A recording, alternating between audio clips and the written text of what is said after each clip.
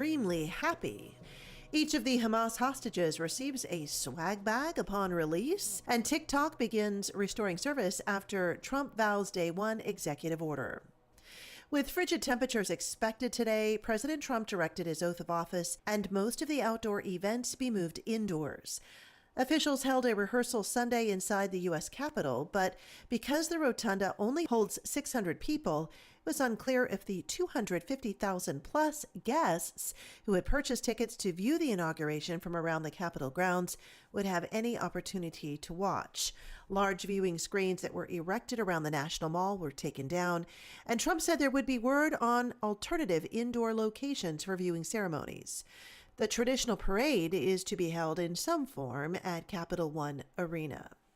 Last night, our president-elect outlined his plans for the opening days of his administration during his victory rally in Washington, D.C., vowing an onslaught of executive orders that will make voters extremely happy. You're going to see something tomorrow. You're going to see executive orders that will make you extremely happy. Lots of them, lots of them. We have to set our country in a proper course. By the time the sun sets tomorrow evening, the invasion of our borders will have come to a halt, and all the illegal border trespassers will, in some form or another, be on their way back home, Trump said during his rally. Fox News Digital reported earlier that Trump would sign more than 200 executive actions on his first day in office.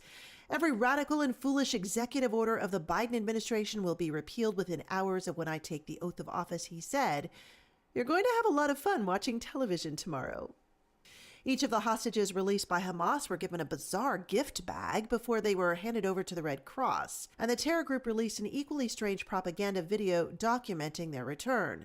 Our quote of the day, Jesus loves hidden souls. A hidden flower is the most fragrant. I must strive to make the interior of my soul a resting place for the heart of Jesus. St. Maria Faustina Kowalska. And our saint of the day coming up. You're listening to Crusade Radio Network News. Silver and gold. In these turbulent times, buying silver and gold is such a no-brainer that even snowmen know they should do it. Now, all precious metal dealers claim to be the best, but only one can claim they are endorsed by the KingDude, and that's Miles Franklin. My friend Andy Scheckman's a regular guest on my show and a regular genius when it comes to silver and gold, and I trust him with my silver and gold purchases, and so should you. So email Miles Franklin today for your exclusive Mike Church Show discount price list. info@milesfranklin.com. Our saint of the day is Saint Fabian. Eusebius, who was born just a few years after Fabian's death, tells us how Fabian came to Rome after Pope Anteros died in 236. A layperson and not a very important one, he may have come for the same reason many still come to Rome today during a papal election. Who would be the new pope? Suddenly, during the decision, a dove descended from the ceiling, but it didn't settle on someone known for anything at all. The dove, according to Eusebius, settled on Fabian's head as a clear imitation of the descent of the Holy Spirit in the form of a dove upon the Savior. Starting close to Fabian's election, the suffering and persecuted church began a time of peace. The Emperor Philip was friendly to Christians, and not only was the persecution stopped, but Christians experienced acceptance. In the few years of peace, the church had grown soft, and many didn't have the courage to stand up to martyrdom. But Fabian, singled out by a symbol of peace, stood as a courageous example for everyone in his flock. He died a martyr in 250 and is buried in the cemetery of Calixtus that he helped rebuild and beautify. A stone slab with his name can still be found there. TikTok said he was in the process of restoring operations in the U.S. on Sunday after President-elect Trump promised to issue an executive order to extend TikTok operations on Inauguration Day. U.S. users reported being able to regain access to the app following Saturday's blackout, and by Sunday afternoon, a new message crediting Trump appeared to users. Welcome back, the TikTok message read, "Thanks for your patience and support. As a result of President Trump's efforts, TikTok is back in the U.S." Earlier Sunday, Trump wrote on Truth Social, he's asking companies not to let TikTok stay dark. I'm Janet Huxley for the Crusade Radio Network, seeking news and finding truth. Did you know that MAGA caps are now going for $50? Well, listen up. I know where you can get a Make American Talk Radio Great Again cap for free. Sign up for a one-year Founders Pass membership, and the cap is yours for free. Sign up today at crusadechannel.com/offer. When Trump's rigged jury trial verdict was read, only the Crusade Radio Network was there with hours of live, reliable coverage. And we'll be there for you next time. The Crusade Radio Network, live talk radio, campaign, and breaking news coverage the way it should be.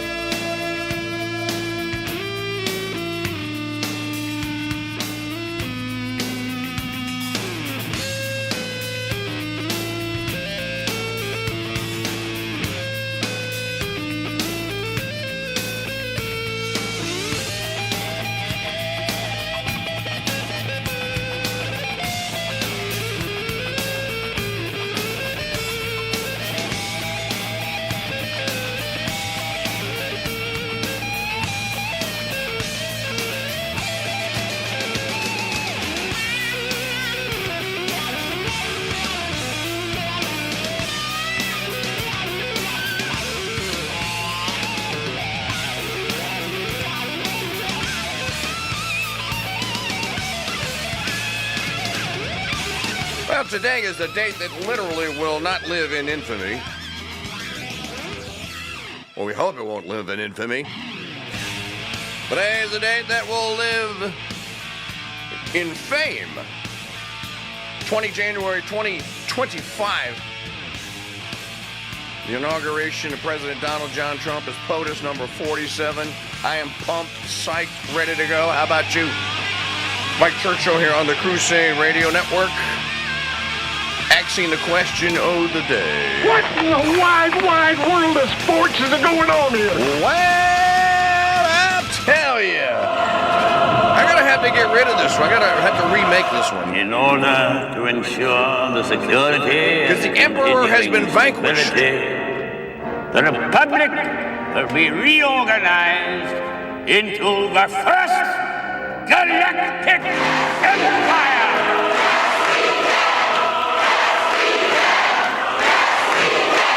No, you can't. Secure society.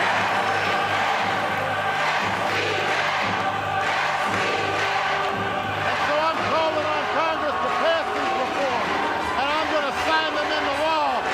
You fall down the thunder, well, now you got. You tell them I'm coming, and hell's coming with me, you hear? Hell's coming with me!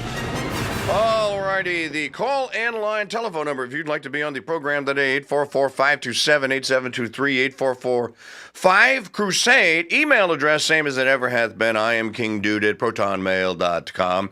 Crusader Stadium chat room open at crusadechannel.com/chat. I just want to get right into it and just tell everyone how giddy I am for today.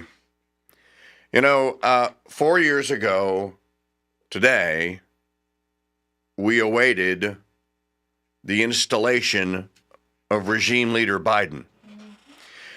You know, on the 17th of January, it might have been the earlier than that, but somewhere around the 15th, 16th, 17th of January, I issued a memo as the founder of the Crusade Radio Network and residing officer, news director, HMFNIC around here. Some of you going like, HMFNIC, look it up, dude. HMFNIC around here, and said that we will not be calling in all of our newscasts and radio programs. I am ordering you as your program director. You will not use the terminology President Biden.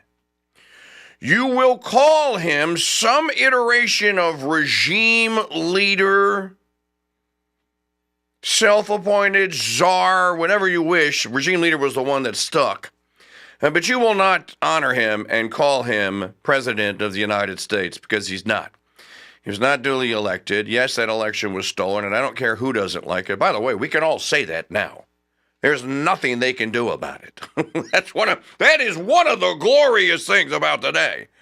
Being an election denier, well, that ends at noon today. You can deny all you want. As a matter of fact, I would say that denial is going to become dogma.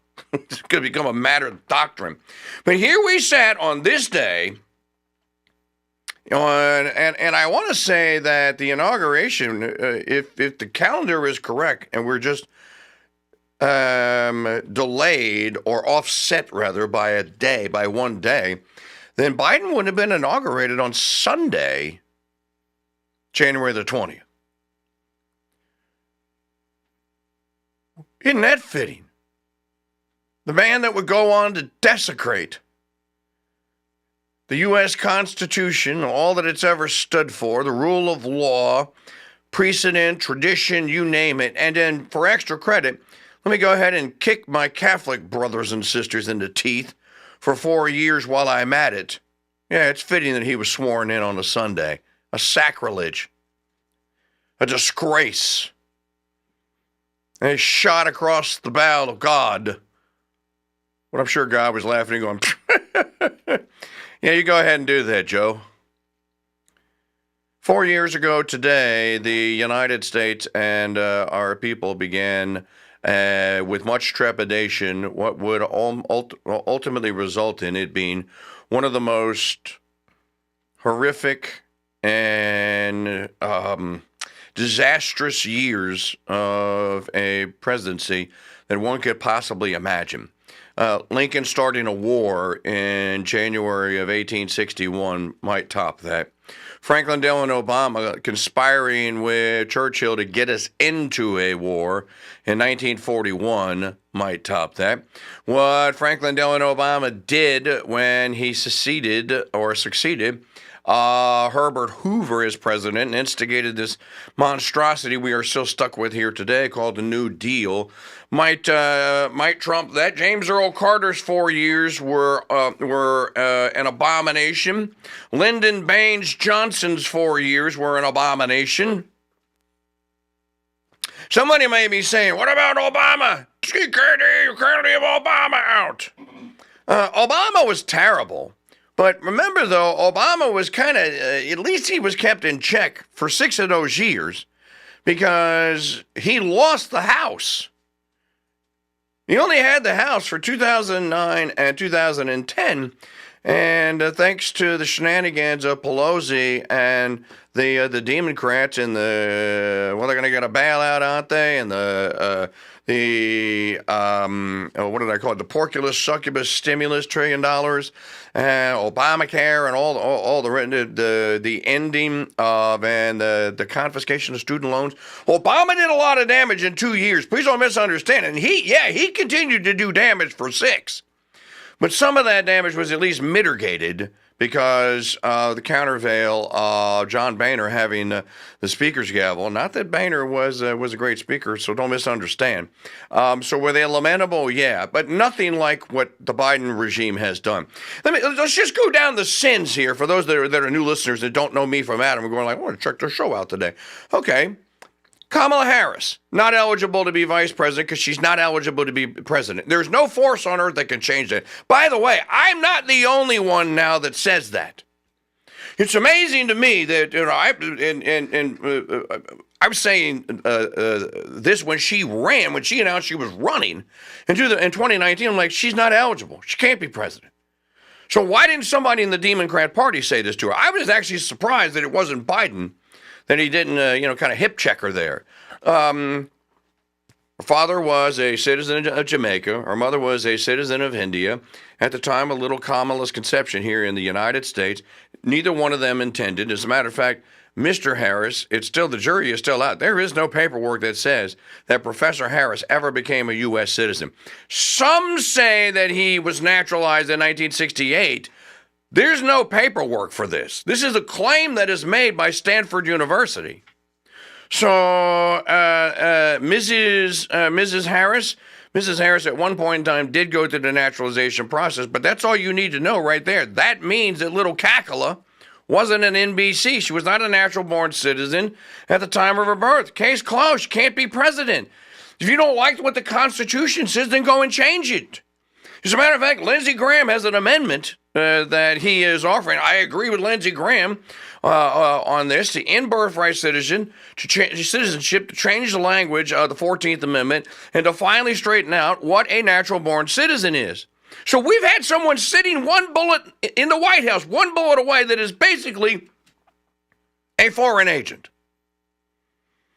The entirety of Kamala Harris's wretched existence in public life was one of an outsider that was a foreign interlocutor. There was nothing about that woman that screamed American success story. There was nothing about her that screamed being pulled up by the bootstraps or anything of the sort. And then when she was instrumental in the coup to take out Joe Biden, tried to pretend as though she didn't know that this old man had dementia and that they didn't know. You know, I think they knew in 2019. This is the great crime here. Did they, when they made him their nominee, did they not know? Did they not have doctors going like, you know, that this guy's got dementia, right? You know that there's a good chance he's not going to make it 4 years, and I'll have all his cookies and marbles together so that he can make this decision or that decision, et cetera, et cetera. Let's also recall what happened in February. By the time Biden is sworn in, the good things that Trump had done as POTUS 45, Biden starts firing off executive orders to get rid of. Remember, at the time also, the disaster was that Pelosi had the gavel. When Pelosi has the gavel and you have a communist in the White House, I'm not even sure Biden's a communist. Satanist? Yeah, for sure. Apostate? Yeah, for sure. Is he a communist? I don't know. Does he even know what communism is? It wouldn't be long before people that were deranged and should be in mental institutions began being nominated for positions of high power. Don't ever forget that Mitch McConnell, to his everlasting fame, refused to allow Obama to seat Merrick Garland on the Supreme Court. If McConnell doesn't do what he does, then you don't have Justice Gorsuch. Instead, you have Justice Garland. So Garland comes in, he's nominated and then confirmed as AG, and he obviously has a vendetta. And he and Biden conspired over the course of the next 4 years to take it out on anyone that was even in the orbit of President Trump. I think that the great crime that has been done is not just the lawfare and as they call it, the weaponizing of justice and all that stuff. It is, can the damage that has been done to the American people, who now, if you thought that we didn't trust, hi, I'm from the federal government, I'm here to help. You might note I actually have a vampire repulsing real crucifix right there. I just bought it yesterday. It's made out of real olive wood. It comes directly from Bethlehem, from the Holy Land, and it has relics of the Holy Cave in Bethlehem, and something from the Garden of Gethsemane and something from the Mount of Olives. So I actually have vampire repellent right there. These people would invade and would be taking up positions of power. Dick Levine. What is Dick Levine going to do? Now, the fake woman who was, again, psychologically deranged, mentally deranged and challenged, who Biden put as second in command in the Health and Human Services Department, the largest department in the monstrosity that is the federal government.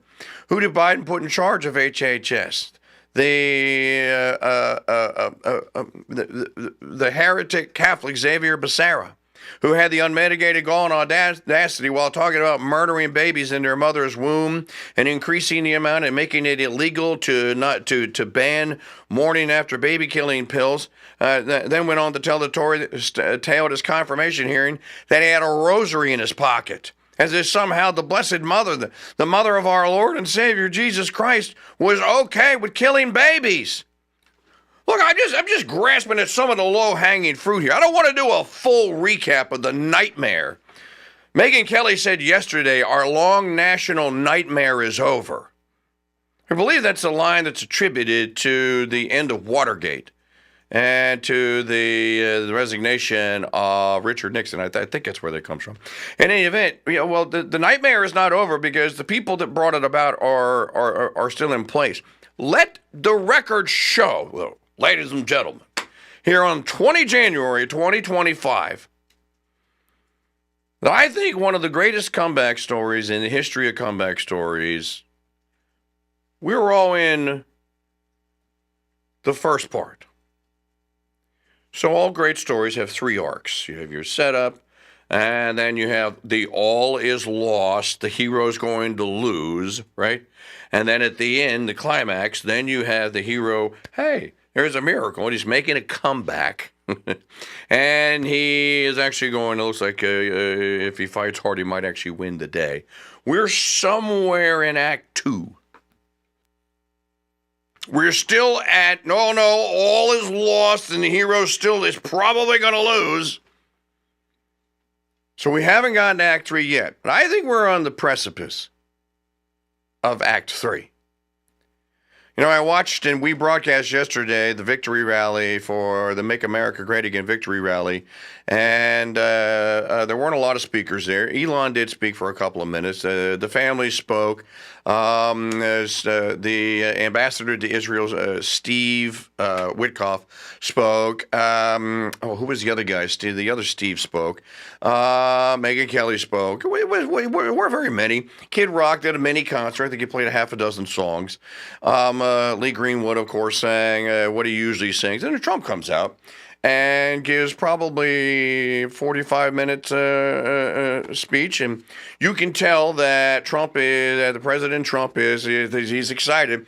But the thing that I like most about what I heard and what I saw yesterday, and this is hard for someone like him, was him saying that this is our victory.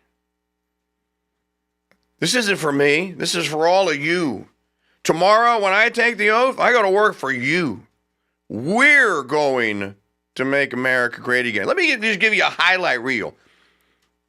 At about 12:01 p.m. this afternoon, the security clearances of the 52, quote, experts who swore that Hunter Biden's laptop was Russian disinformation are going to have their security clearances revoked.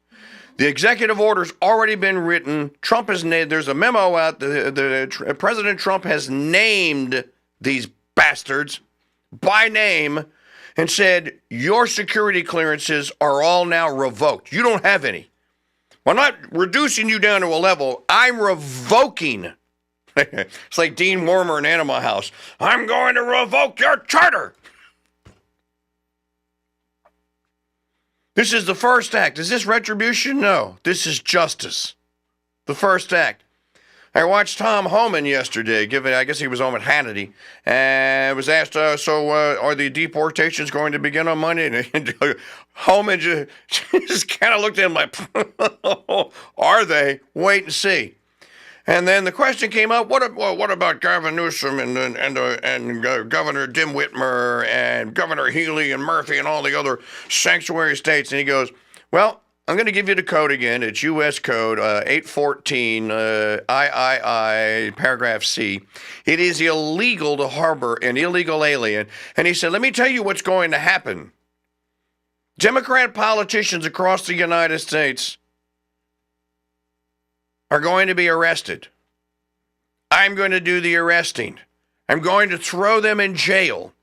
If they get in the way of any of our officers in the enforcement of the law, and if they harbor one single alien, they're going to jail. Now, I can't wait to see some of them actually hauled off with their hands behind their backs For maximum impact, if I were President Trump, I'd go like, don't just, I don't want the handcuffs. I don't want the handcuffs. I want them in leg irons. I want them perp walked. Make the governor of Massachusetts carry what do you think, Elon, about a 60-pound ball? Give her a 60-pound iron ball, chain it to her leg, and make her carry it to the paddy wagon. Poop's about to get real here today. Let's go back to the setup here. We were here. Folks, we have been here for the inauguration of every president since Bill Clinton. I have been on air since 1993. That's a long time. So Clinton, Bush, Obama, Trump, Biden, Trump. This is my 9th. I am more excited for this one than I was in 2016. The great thing about 2016 was Hillary was avoided. It was ding dong, the Mario, the wicked witch. It was ding dong, the wicked witch is dead. This one is different because a war was waged against us. Remember Biden giving all these speeches going, MAGA extremists, ran America, white supremacist and MAGA extremist. Well, I'm a MAGA extremist. Are you? As a matter of fact, I wish I had a t-shirt. I'd wear it today. It says MAGA extremist. Paroled. I'm going to play you a clip from Ronald Reagan in 1981. I'm going to read from Thomas Jefferson's first inaugural address. This is a very interesting thing about Thomas Jefferson. By the way, all of you Crusaders out there, today's a big, a super fantastic day. I expect to see triple digits of you in the chat room at crusadechannel.com/chat. For those of you watching on YouTube, YouTube's off to a crawling slow start today. Wow. Maybe people are sleeping in because there were playoff games late last night.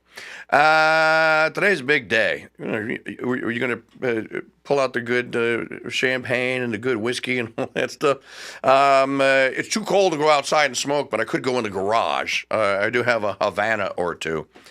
Make no mistake about, though, when we get to some of the historical aspects of this. I like talking about this. Thomas Jefferson is only known to have spoken in public 3 times. Did you know that? Jefferson is only known to have spoke publicly 3 times. 3. He did not speak in 1776 on July the 28th. When the Declaration was laid on the table, as it says in history books and in my movies.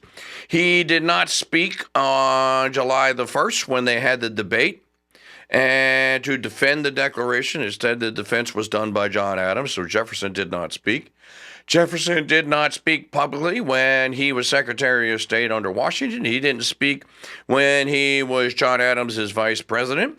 He spoke it was once at the University of Virginia. The second time that he ever spoke publicly was at his own inauguration, which is kind of interesting that it happened in March. He was inaugurated in March of 1801. And there is a Project 76 on my website at mikechurch.com, and I linked to it in today's Church Doctrine email newsletter that most of you don't read, and even more of you just click the unsubscribe button. Why in the hell are you spamming me? There's a lot of good intel in that little newsletter every day. Try it out. For example, I linked to Jefferson's speech. This is interesting. In one of the posts on my website, I'll tell you how the whole day went, and that Jefferson was offered a carriage ride. He was told, look, your carriage is outside, Mr. President, and he refused. He's like, I'm a president. I'm not a king. I can walk. And so he walked from what was then the old White House to and they were still working on and building a Capitol building of sorts in Mordor. So he walked to his inauguration, and he had a speech in his hand. He actually gave it. That's the second time he ever spoke publicly. There's some great words of wisdom in there. We're going to share them with you. I'm Janet Huxley at the Crusade Radio Network News Desk with your Crusade Crucials for Inauguration Day, Monday, January 20th, 2025.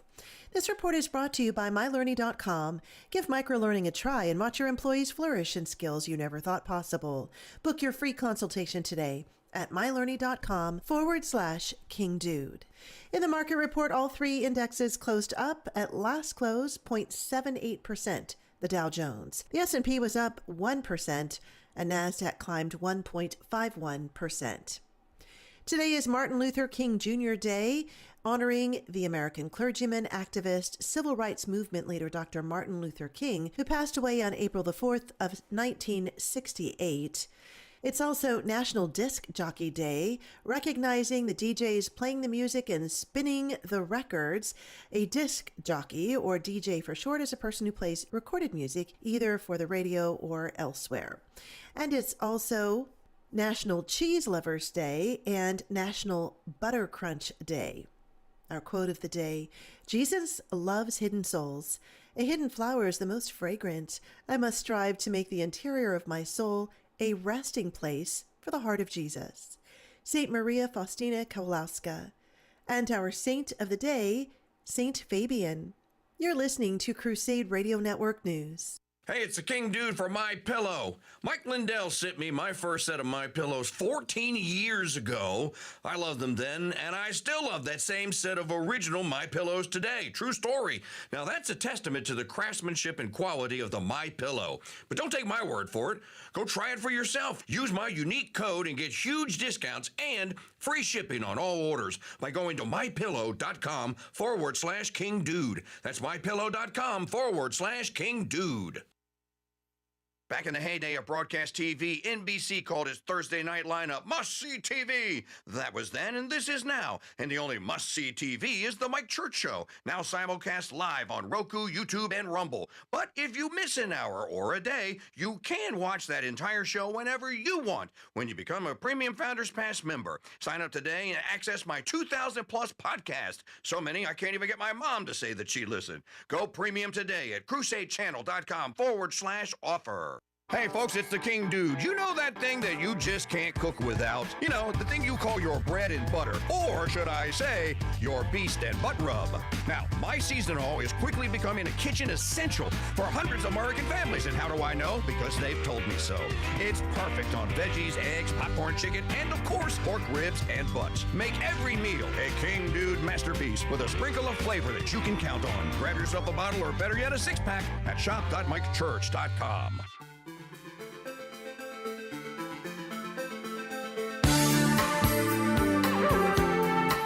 The Mike Church Show, serving the hard liquor of truth to men who want to get drunk fast since 1992.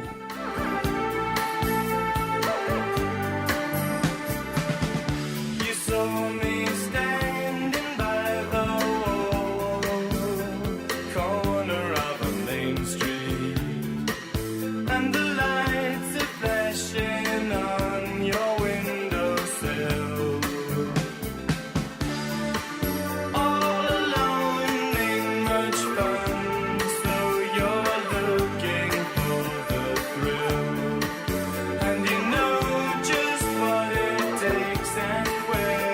This song has a massage.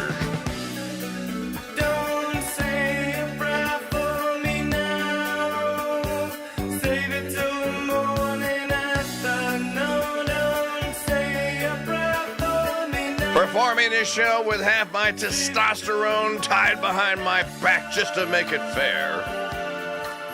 An oasis of toxic masculinity, Catholic and constitutional common sense.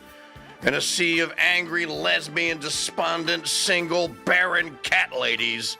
What is Tim Scott saying about this? Of justice. What he's doing right now is most of us as Americans find disgusting. Do you think he'll pardon his brother? We have, 4.5 more hours? Why wouldn't he at this point? Why wouldn't you? I don't understand what the liberals, don't understand about empowering the American people to make good decisions, putting the blindfold back on Lady Justice. That's not happening in the last 4 years. But thank God Almighty. Oh, okay. Today is a for new those of you that okay, here's what happened in the last 10 minutes. I mean, literally. Biden issued a letter on White House stationery claiming that he was preemptively pardoning the entire January 6th committee. Of course, just the Democrats on it. General Mark Milley, Anthony Fauci, and who else did he list by name?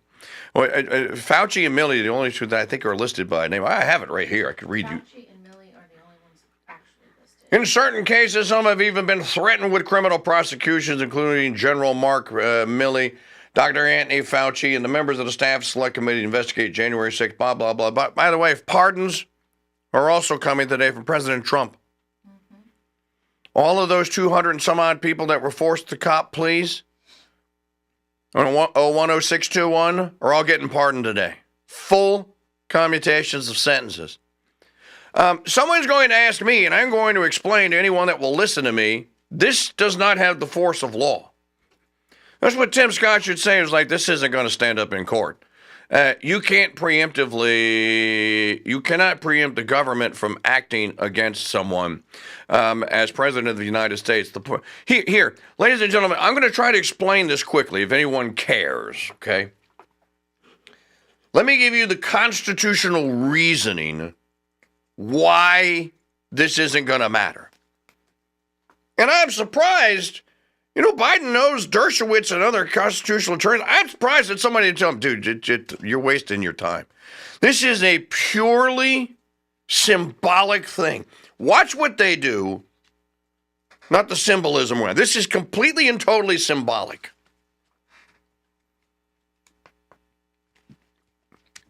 It has to do with amendments. So the... Okay, so the 20th Amendment to the, I wrote this up. I should have it somewhere. Here it is. Amendment number 20, Section 1. The terms of the president and vice president shall end at noon on the 20th day of January, and the terms of senators and representatives should at noon on the 3rd day of January, the years in which the terms would have ended if this article had not been ratified. The Congress shall assemble, blah, blah, blah, if at the time fixed for the beginning of the term of the president-elect shall have died. Then it tells you what happens if something has happened to the president-elect. Congress may, by law, provide for the case of the death of any of the persons from whom the House of Representatives, blah, blah, blah. This article shall be enacted. Okay, so Amendment 20 says, because apparently there was confusion over this, the president and vice president's terms end at noon on January the 20th, in the year that the new president will be sworn in. Why does this matter? Why does it matter? It's date and time specific. Why does it matter? Well, what Congress was doing, and what the states, when they ratified it, were saying, was that the powers of the presidency expire. This is like a pumpkin, a carriage that's carrying Snow White, or Cinderella rather, turning back into a pumpkin. What powers does it have when it's a pumpkin? Well, it can't carry Cinderella to any more balls. It's a freaking pumpkin. When Biden's or Trump or Obama's or anyone else's term expires, what the Congress is saying is that your powers, it was giving a date set certain for the powers of the presidency or the vice presidency to end. Milley hasn't been charged yet. Fauci hasn't been charged yet. You can't preemptively prevent grand jury from meeting. You can't preemptively prevent the execution of the law without repealing the law. He doesn't have the power to repeal laws. He certainly can't. Here, I have a question then. If he could do this, well, then why does he have to leave today at noon? Can't he just write an executive order and say, I am preemptively ending the term of Donald John Trump and declaring myself POTUS 47 or POTUS 46 Part 2? If he has the power to reach into the future and compel things to be done or not done, well, then why can't he do it to the presidency? Why would it be then limited? I'm going to ask the stupid, tough questions here. Why would it then be limited to just pardoning people? What other power does he want to exercise and he can just reach into the future? See, this is why Congress set the date certain of the time, because this is the finality of presidential powers ending. I have a question for you. For people that go, the Constitution, the Constitution is pretty clear as to what it's trying to do here. Article 2 sets out the powers of the presidency. The pardoning power is one. He knows that he has to do it today. Can he reach into the future? Can he reach into the future and say that Hunter Biden's children can't be prosecuted for something that's going? This is so preposterous. It's so ridiculous. The SCOTUS is just going to nuke this.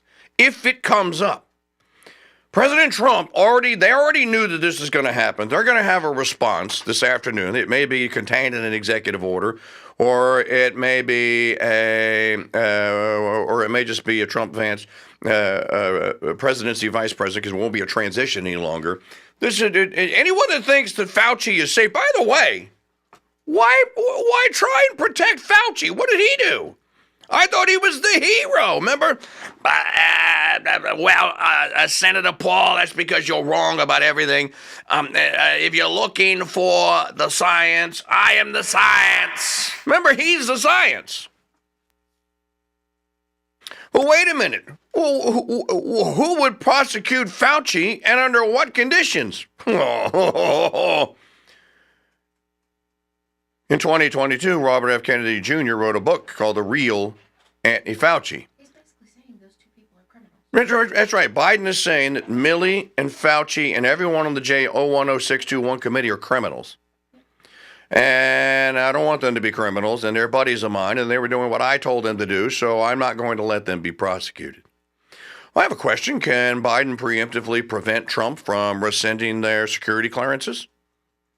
Why not? Can Biden preemptively dictate the value of the stock market for the next 100 days or so? And say, 200 days, something to pressure me into. Again, if you think this is stupid and of no force of law, you're correct. You don't need Alan Dershowitz or Kevin Gutzman or anyone else, or Tom Woods or anyone else, or Jonathan Turley or anyone else to explain this to you. If it quacks like a stupid duck, then it is a stupid duck. So don't worry about it.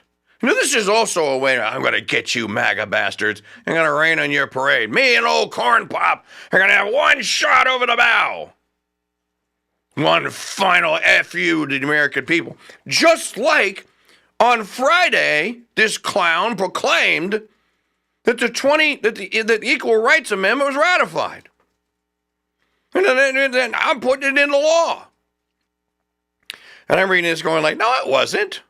If you don't know the history of the Equal Rights Amendment, when Congress passed it and sent it to the states to be ratified, Congress said 38 states have to ratify and they have 7 years. It set a time limit. Date certain. You have 7 years. It was at 34 states after 7 years. And so the Democrats, being in control of Congress, said, okay, we're going to extend it. They didn't mean 7. They meant 10.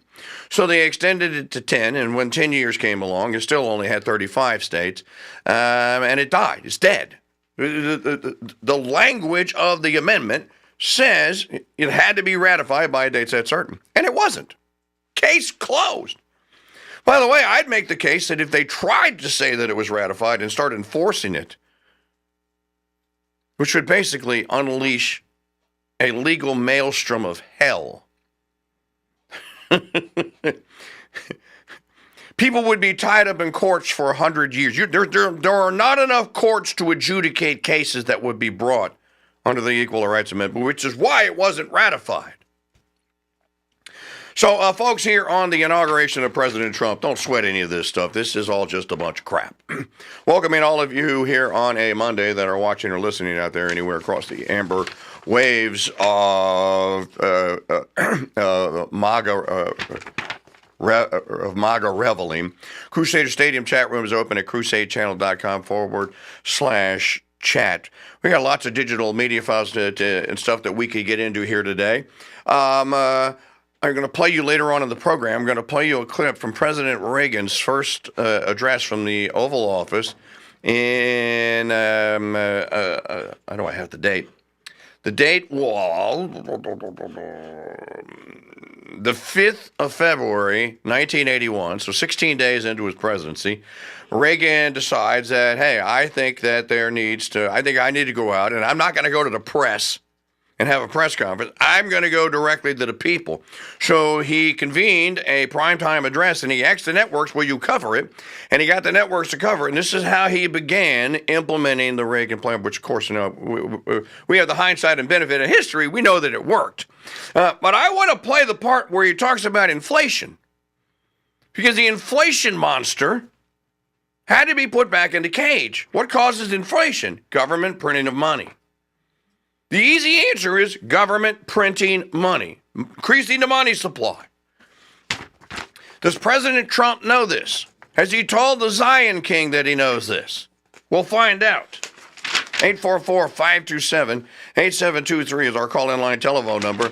Big news here. Trump to suspend security clearances for CIA contractors who colluded to discredit Hunter Biden laptop story.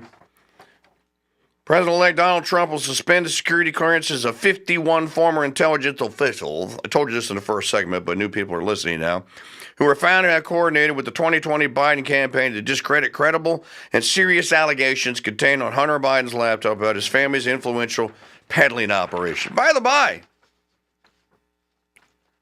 will there ever be any justice for the tens, if not hundreds of billions of dollars that have been laundered through the oligarchs? You want to talk about oligarchs, Hollywood people? Let's talk about the oligarchs in Ukraine. The ones that are in bed with and buddies with the Bidens and the Kerrys and the Pelosi's and the Romneys and all the rest of them that have been laundering money through that through that country since 2009. 2009. Not only did federal investigators eventually confirm that Biden's laptop was authentic, a June 2024 report from the House Select Subcommittee on the Weaponization of the Federal Government and the Permanent Select Subcommittee on Intelligence found that, quote, the 51 former intelligence officials, Hunter Biden's statement was a blatant political operation from the start. It originated with a call from top Biden campaign official and now Secretary of State Anthony Blinken to former Deputy CIA Intelligence Director Michael Morrell. The committee, they actually know that it was Blinken that made the call. Drop the dime, brah. It was Blinken that made the call to set up the 51 to go on record and sign a letter saying that it was Russian disinformation. The committee's investigation revealed that without this outreach from Blinken, Morrell would not have written the statement. Indeed, Morrell told the committee that the Blinken phone call triggered his intent to write the statement. The statement's drafters were open about the goal of the project. We think Trump will attack Biden on the issue of this week's debate. And we want to give the then vice president a talking point to use in response. They did this. These lying, thieving, stealing, conniving pricks. They did this for the debate. Isn't that election interference? This is certainly more election interference than anything that Trump's been accused of. Note, I say accused of. Did these 51 people get prosecuted for election interference? They should. Mike Churchill here on Inauguration Day 2025. And the committee also found that high-ranking CIA officials, up to and including then CIA Director Gina Haspel, were made aware of the Hunter Biden statement prior to its approval and publication. They coordinated the whole damn thing. Speaking of the CIA,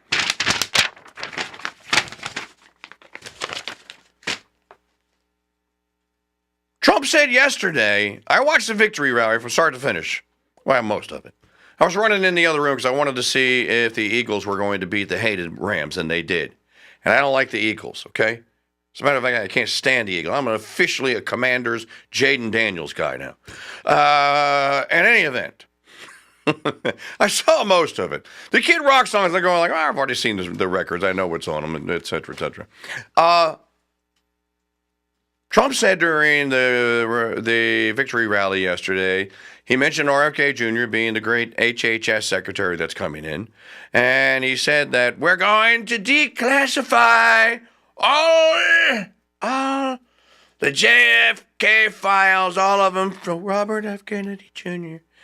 And the world can see what the government actually knew. The JFK files that Trump was going to declassify in 2020.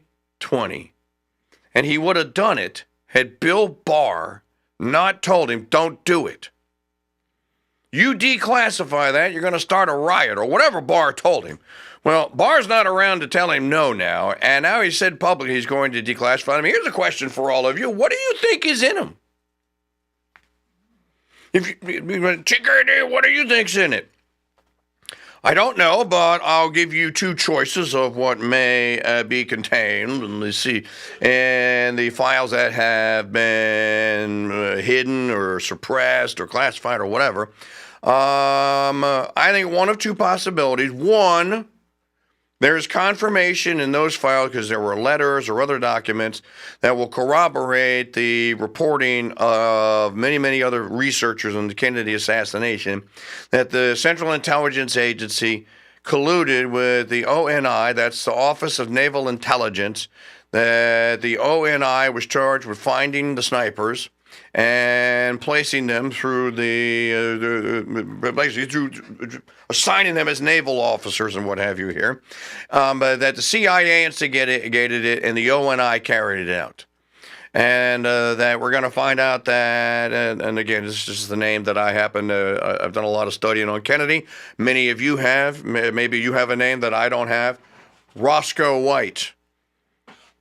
Roscoe White's son told Geraldo Rivera in 1977 on an ABC primetime show that his father killed President Kennedy, and that he knew that his father had done it. And he found something in a journal somewhere that was in the attic, a note that his father left behind saying, I pulled the trigger. I'm the one that did and he actually said, I'm the one that fired the bullet from in front of the car, or something to that effect.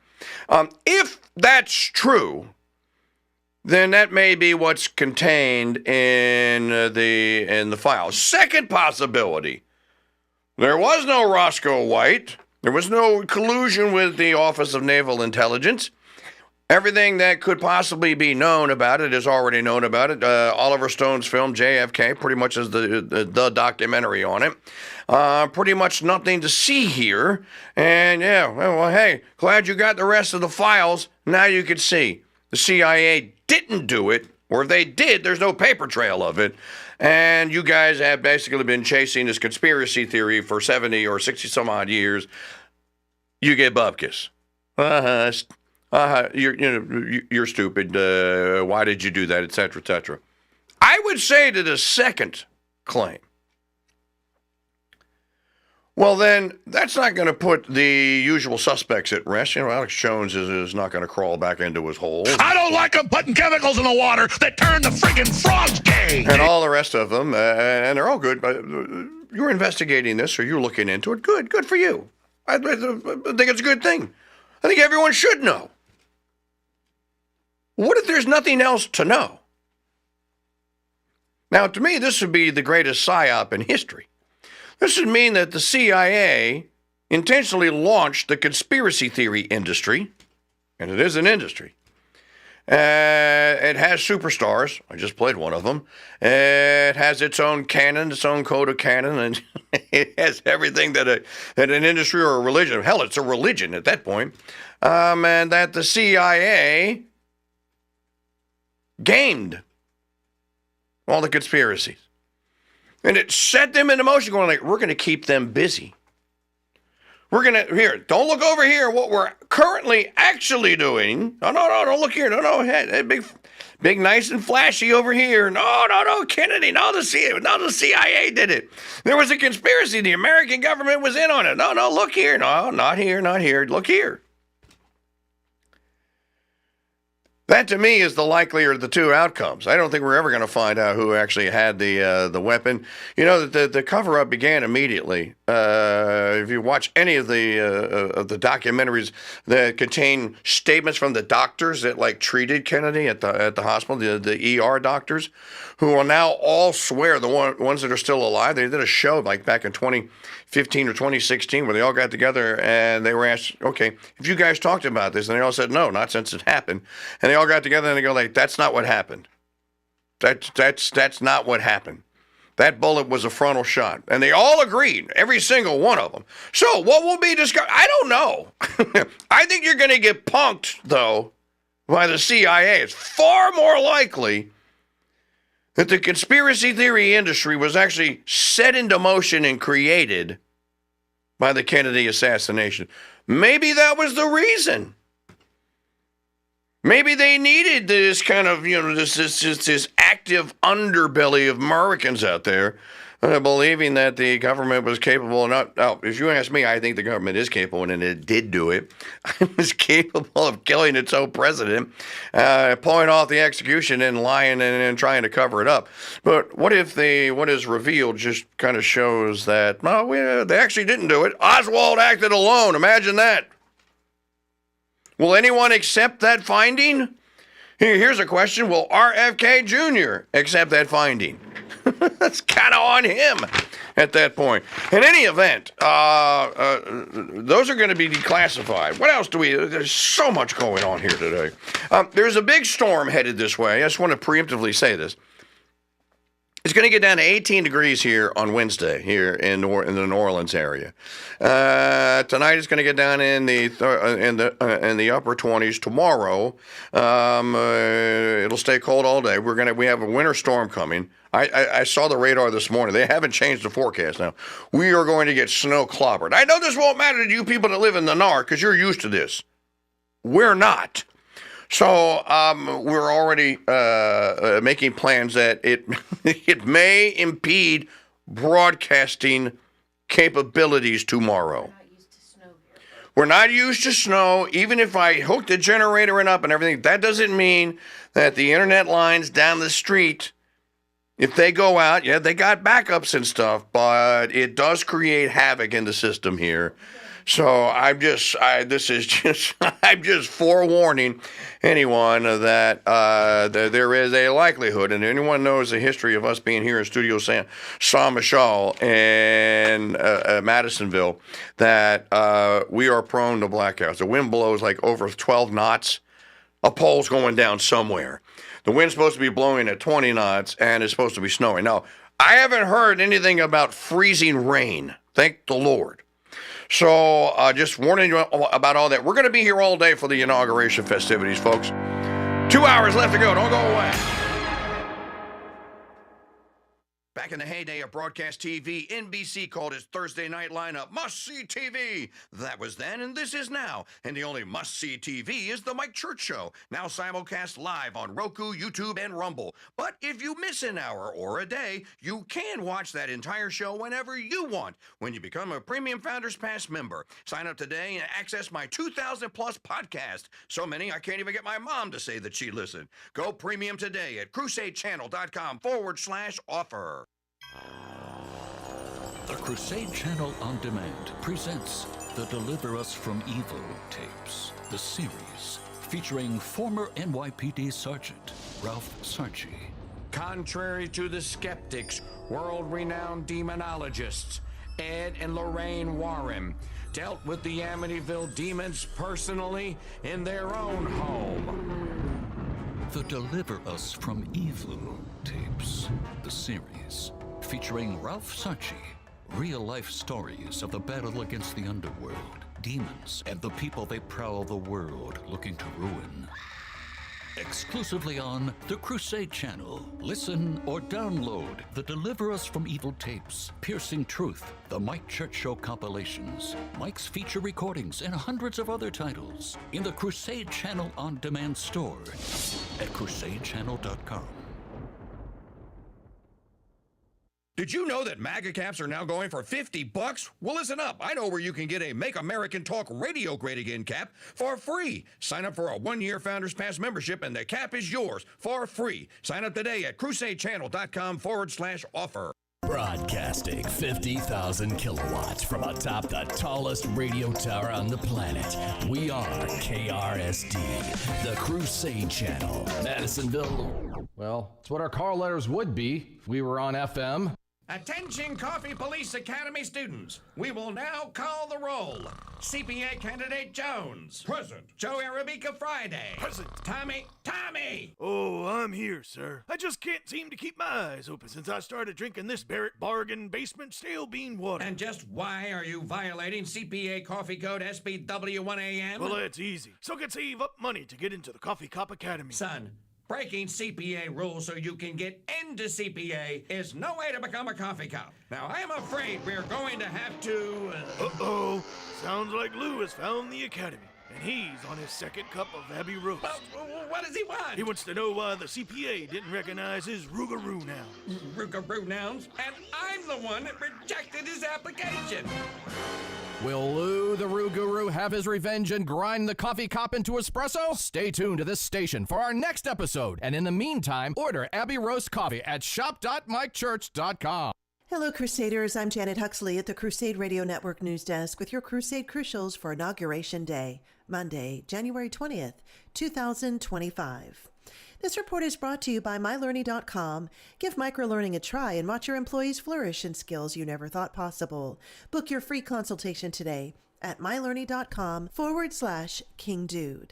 In the market report, all three indexes closed up at last close 0.78%. The Dow Jones. The S&P was up 1%, and NASDAQ climbed 1.51%. Today is Martin Luther King Jr. Day, honoring the American clergyman, activist, civil rights movement leader Dr. Martin Luther King, who passed away on April the 4th of 1968. It's also National Disc Jockey Day, recognizing the DJs playing the music and spinning the records.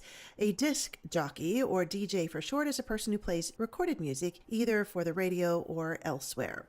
And it's also National Cheese Lovers Day and National Butter Crunch Day. Our quote of the day: Jesus loves hidden souls. A hidden flower is the most fragrant. I must strive to make the interior of my soul a resting place for the heart of Jesus. Saint Maria Faustina Kowalska. And our saint of the day, Saint Fabian. You're listening to Crusade Radio Network News. Did you know it took centuries to develop the Hail Mary prayer? First, the monastics began adding, Hail Mary, full of grace, the Lord is with you, to the end of their psalm readings. Later, Blessed art thou among women, and blessed is the fruit of thy womb, Jesus, was added. And by the 15th century, the Hail Mary was complete and took the place of the 150 Our Fathers many prayed daily. Today, the work of art that is the Rosary is cherished by millions, and there is no finer maker of this art than Maggie O'Connell's Little Bayou Rosary. Find her rosary creations today at shop.mikechurch.com. Hey, it's the King Dude for My Pillow. Mike Lindell sent me my first set of My Pillows 14 years ago. I loved them then, and I still love that same set of original My Pillows today. True story. Now, that's a testament to the craftsmanship and quality of the My Pillow. But don't take my word for it.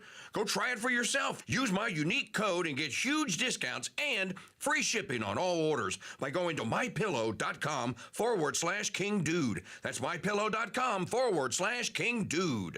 Did you know that MAGA caps are now going for $50? Well, listen up. I know where you can get a Make American Talk Radio Great Again cap for free. Sign up for a 1-year Founders Pass membership, and the cap is yours for free. Sign up today at crusadechannel.com/offer. We've all heard the cliche, that's your bread and butter, meaning this is what you've gotten so good at, and it's so important you can literally do it in your sleep or blindfolded. Well, that's what My Beast and Butt Rub is becoming to hundreds of American families. Their go-to bread and butter seasonal. Use it on veggies, eggs, popcorn, chicken, and yep, pork ribs and butts. Pick up a bottle or 6 today at shop.mikechurch.com. The Crusade Channel program you're enjoying will resume in 2 minutes. If you want to drastically improve your company's training with bite-sized content that's engaging and customized for the skills your people actually need, well then Learny is for you. You see, Learny's mobile app gives you the flexibility to train your workforce anytime, anywhere. Now I use Learny and so should you.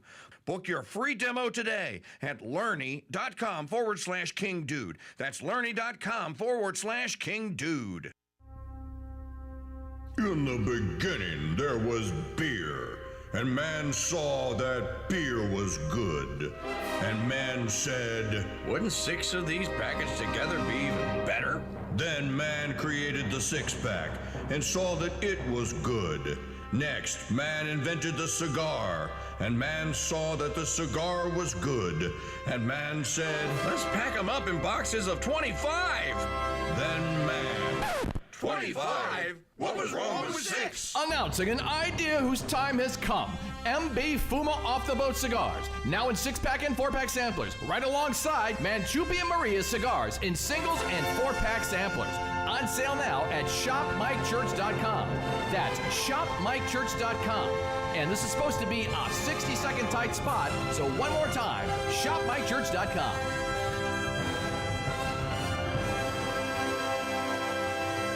Take a break from the outrage porn on most social media and join the laid-back live talk and chat room radio that is the Midday Show with Fiorella De Maria. Weekdays, 11 noon Central on the Crusade Radio Network. Live talk radio.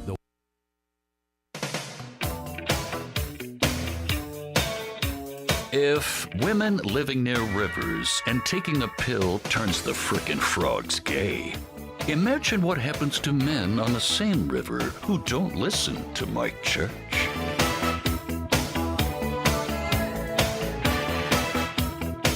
I'll drive 1,000,000 miles to be with you tonight. So if you're feeling love, turn up your radio. The ones we use are strong. They make reality. But now the music's on. Well, folks, the countdown clock is rolling. If you're watching us live on YouTube or X.com or Rumble, then on the video you can see that the countdown clock is rolling at the top right-hand corner of your screen. 3 hours, 53 minutes and change until the long national nightmare is over here. Mike Church Show here, the longest-running long-form continual radio program and television program on air anywhere is Avero. Glad to have you with us. This portion of the program brought to you by the Founders Pass membership service. Take 47% off any membership plan, save for a super premium one, because that's a donation anyway. Today, use the coupon code POTUS, P-O-T-U-S, 47, POTUS 47, 47% off. So just subscribe for a year today, get all my podcasts. Do the founding brother level, and that will get you access to the video and all the video replays on the website, plus the podcast, plus the features, plus all the other great content, over 5,000 episodes, not only from this show, but from many other shows and features and movies and documentaries and stuff that we have produced and will continue to produce. That's a great deal, dude. 47% off. And you'll be supporting the Crusade Radio Network and the Mike Church Show here. Sign up today, crusadechannel.com/offer, coupon code POTUS47. That's /offer, coupon code POTUS47. /offer, coupon code POTUS47. People, the big buzz and hubbub out there right now is, are these pardons that Biden's issuing, are they going to stick? Is he going to pardon Merrick Garland now? Let me just read you the operative part of the executive order. Which, again, I do... you can't pardon someone for something that they haven't done yet, or haven't been accused of doing. By the way,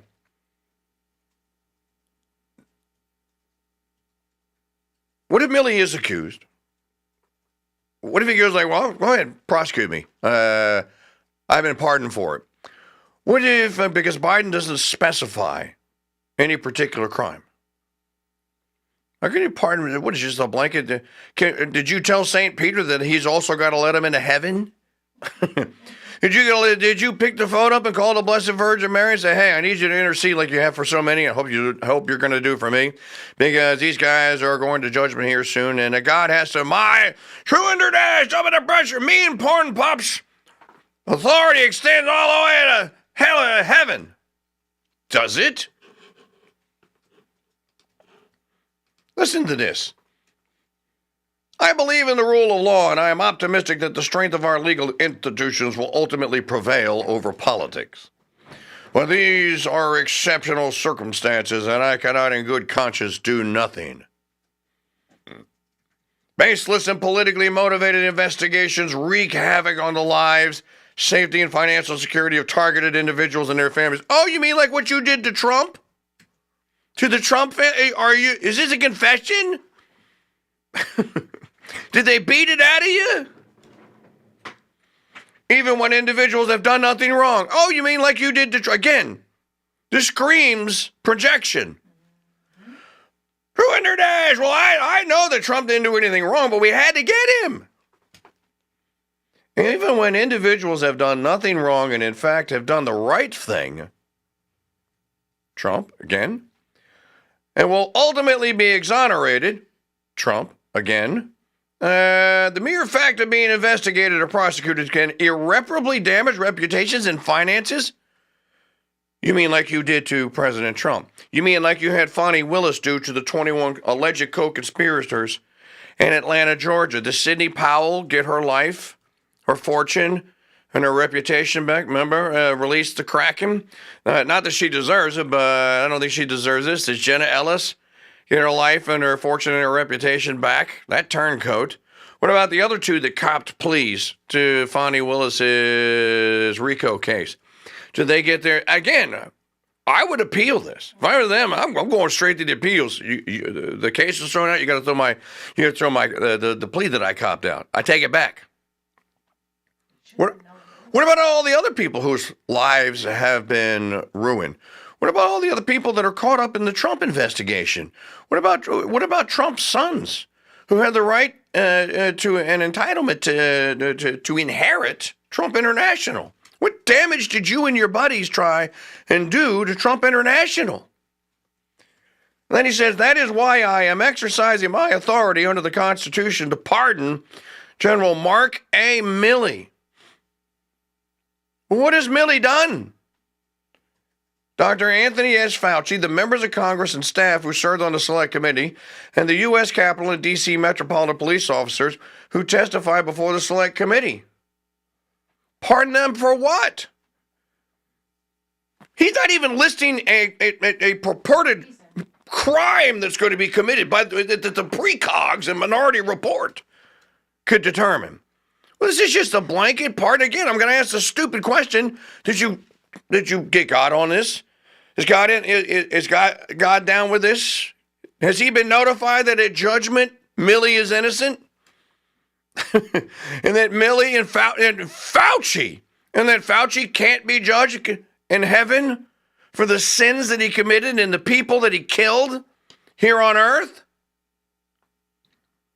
So Maggie is telling me during the break, you say that it's not going to happen. Don't you know how these people operate? I'm like, this one is so far-fetched and so stupid. No, I do not believe. Is the SCOTUS going to nuke? I don't know that the SCOTUS has to nuke it because there hasn't been an investigation yet. He's not listing any specific crime. Does this cover parking tickets? Asking for a friend. Does this cover murder? Can Billy go out and kill someone now? It's only implied.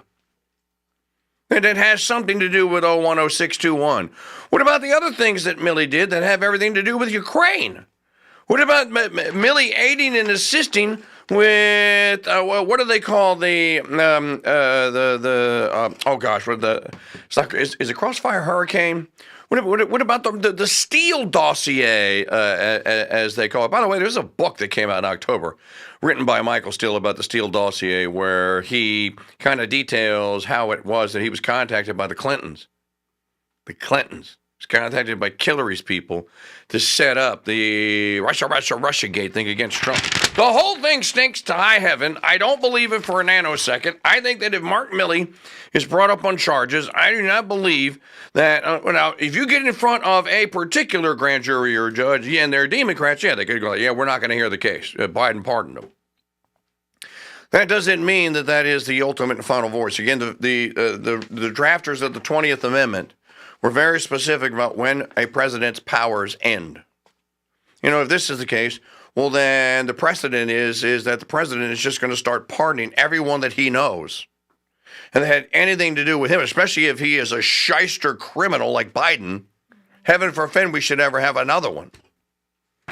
Play digital. Let's do some digital media files here on the Mike Church Show. Don't forget the big extravaganza, Inauguration Day extravaganza is going on.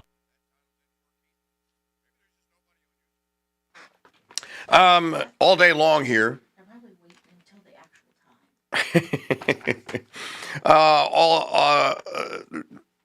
The countdown clock is showing 3 hours, 44 minutes, 26 seconds to Trump has actually becomes president of the United States. Play digital media file here. Let's do one of the Trumps. Do number 5. We'll start at the top. The big MAGA victory rally yesterday. Trump comes out and the signature. Now, he doesn't have the red tie on. He has the striped ties. He probably saved the red one for today.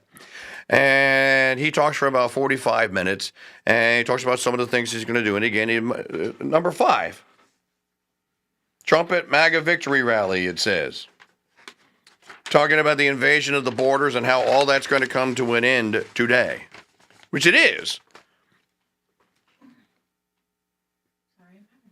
Okay, Maggie's having computer trouble. It's okay. Sets tomorrow evening. The invasion of our borders will have come to a halt, and all the illegal border trespassers will in some form or another be on their way back home. But that was it? Wow. We'll do the next one. I thought he said a lot more about that. Okay, we'll just continue. Because there was contained in the end of he also said he's ending. For all of you cynics out there, see, told you so. He made an education department secretary, you dummy, you idiot. We told you that you can't get anything from politics and that he was using you and he duped you, KingDude, and all the rest of you stupid MAGA blowhards. You know what he said last night? He's sending Linda McMahon there to send everything back to the states. Kind of like if you do a good job at that, then you won't have a job. That's what Linda's job is, to nuke the Department of Education. Play the next one. Digital media file number 6, another Trump from the MAGA victory rally yesterday. tomorrow at noon, the curtain closes on 4 long years of American decline, and we begin a brand new day of American strength and prosperity, dignity and pride. Bringing it all back. Once and for all, we're going to end the reign of a failed and corrupt political establishment in Washington, a failed administration. We're not going to take it anymore. Sounds like a Twisted Sister song. We're going to stop the invasion of our borders. We're going to reclaim our wealth. We're going to unlock the liquid gold that's right under our feet. Liquid gold. Liquid gold. Liquid gold. It's gold. We're going to bring back law and order to our cities. We're going to restore patriotism to our schools, get radical left, woke ideologies the hell out of our military and out of our government. And we are going to make America great again. Crowd there seems to believe it. You know, after you count up the years, you had 8 years of Obama. You got nothing like this from Obama. As a matter of fact, you got nothing like this. The closest thing you got from like this from Bush 43 was, Brownie, I believe we're going to get out there and give a speech. We're going to tell them Americans that we're going to give them a ownership society. And we're going to have black people own their home for the first time, Brownie. Let's go out there and make that speech, and let's make that happen. You know how terrible Bush screwed up the real estate market? Forever. What began under Clinton with the, I forget the name of the act now, it'll come to me in just a moment here, Community Reinvestment Act, CRA. What began under Clinton, Bush took all of it, I'm all in. Texas doubled down. And now people are writing mortgages and going, like, wait a minute. I have to write this guy a mortgage. He didn't have any credit. He's never paid a bill in his life. Let her have it.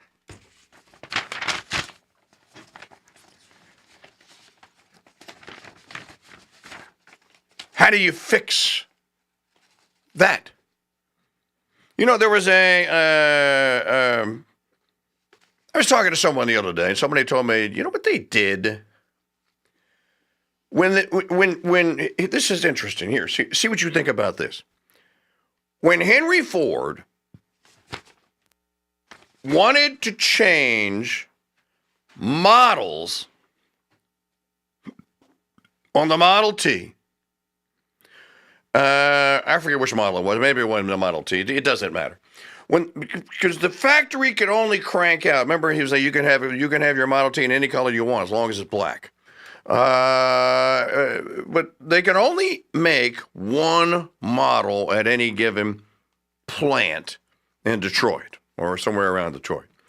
Well, when they wanted to improve on the model and they wanted to make an updated model, well, they had to figure out, okay, what machines are going to be altered? What do you have to change in the process? You figure the whole thing out here. You know how they did it? Maybe someone that worked in Detroit or is a car historian can confirm this. They shut the whole plant down for like 2 weeks. Kind of like what you do at a chemical plant called a turnaround, right? And they just do a giant turnaround. You shut everything down, so all processes come to an end, and everything is getting updated or changed in the line, and we may have to move it here. This may come off of this assembly belt. Instead of going here, it goes here now, et cetera, et cetera. But they shut the whole thing down, rebooted the whole thing, and basically started all over again to produce this new model of car. Well, why can't the federales do that? Upcoming July 4th or something like that, just say, like, I'm declaring a date certain. We're shutting it down, the whole thing. I'm shutting everything down. The government is closing, except for the military, of course. Shut the whole thing down. Close every single agency. Implement tell the bureaucrats, go home, get out. You're all furloughed for 2 weeks. Get the hell out. Implement all of the DOGE reforms, which should include the complete and total shuttering of entire agencies. And then when everything is in place and any task that actually has to be done is assigned somewhere that remains, then fire the whole wretched thing back up. So shut it all down. Eliminate all that you're going to eliminate under DOGE. Fire, lay off, whatever you got to do. Close entire buildings. Make preparations to sell them off. Whatever the case may be. And when everything is ready to go, restart. Hit the restart button. Restart the whole thing. Only leaner and meaner than it was before. Now, this is just me, and I'm not being hyperbolic whatsoever. You could literally shut 60% 2/3 of the thing down, and no one would even know. I said this as a joke to somebody, and they didn't get it the first go around, so I repeated the punchline, and then the guy goes, "Oh, I see what you did there. I get it." If you laid off 2/3 of the entire federal workforce, no one would know, except in about 2 months, the people that actually hold the paper on their mortgages. Those are the only people that would figure it out. No one else would know. The insurance companies wouldn't get paid. The mortgage companies wouldn't get paid. And those are the only people that would know. No one further down the chain would even know that this department or agency was closed. Why not a complete and total reset? 844-527-8723, our call and line telephone number. This portion of the program brought to you by the Founders Pass membership service. You want access to the video replay of The Daily Show, which you can now get. Not if you're not a founding brother or higher. What if you just want to listen to the premium stream all day long? You know, we rebroadcast this show 3 times a day, and we have special events which are going to end if you're on the preview stream at 9 a.m. It's going to go to preview until tomorrow morning. But if you want to listen to the inauguration and our coverage of it and all the events of the rest of the day, when news breaks out, we break in, then you need the premium Crusade Channel radio stream. I can tell you how to get it. If you just want the stream, go to crusadechannel.com/offer.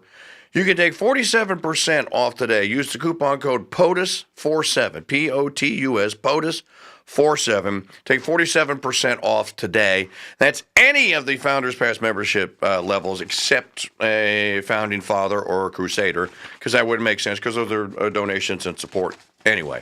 And if you have a pass already, and you want to upgrade to TV, which you got to get to Founding Brother, well, you can use the code on your first payment. So just go to crusadechannel.com/offer. Click the button there that says see all the plans, and then you can upgrade to Founding Brother or Father and take 47% off your first payment. It works on any payment level at crusadechannel.com/offer. That's crusadechannel.com/offer. crusadechannel.com/offer.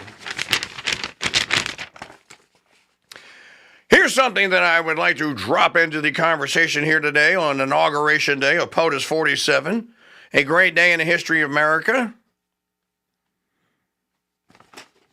Midge Chur and I watched the Kansas City football Chiefs and the Houston Texans game was it on Peacock? I think it was on Peacock. You know what? It was on ESPN. It was on the ABC version of ESPN, whatever app that we have that gave us the ESPN ABC version.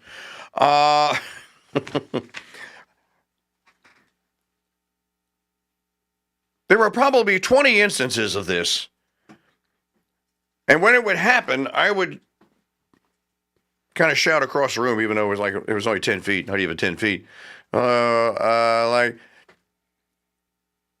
right in the middle of a play. It would just cut off the sound. The sound would just drop. And it would come back about 5 seconds or so later. And then when it kept happening during the whole game, this is after I rebooted my Roku box and everything. So it was on them. The network was doing it. And then when it kept happening, every time it would happen, I'd shout over at Maggie, "Am I the only one that lost audio?" Call Maggie! 911! 911! We lost audio! I mean, for 5 seconds, we lost it.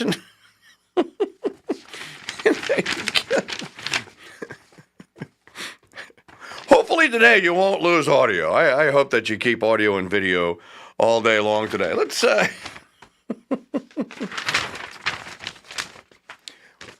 By the way, I wonder if gruesome Gavin Newsom is going to attend the inauguration of President Trump. We know that Alexandria Ocasio-Cortez is not. By the way, she is now open for a slander suit after having called, look, we already know how this works. After having called in an Instagram video President Trump a rapist. I don't go to parties that celebrate rapists. And I'm thinking of the old Saturday Night Live bit with Sean Connery. I'll take the rapist for 1,000, Trebek. That's therapists. You have your story and I have mine.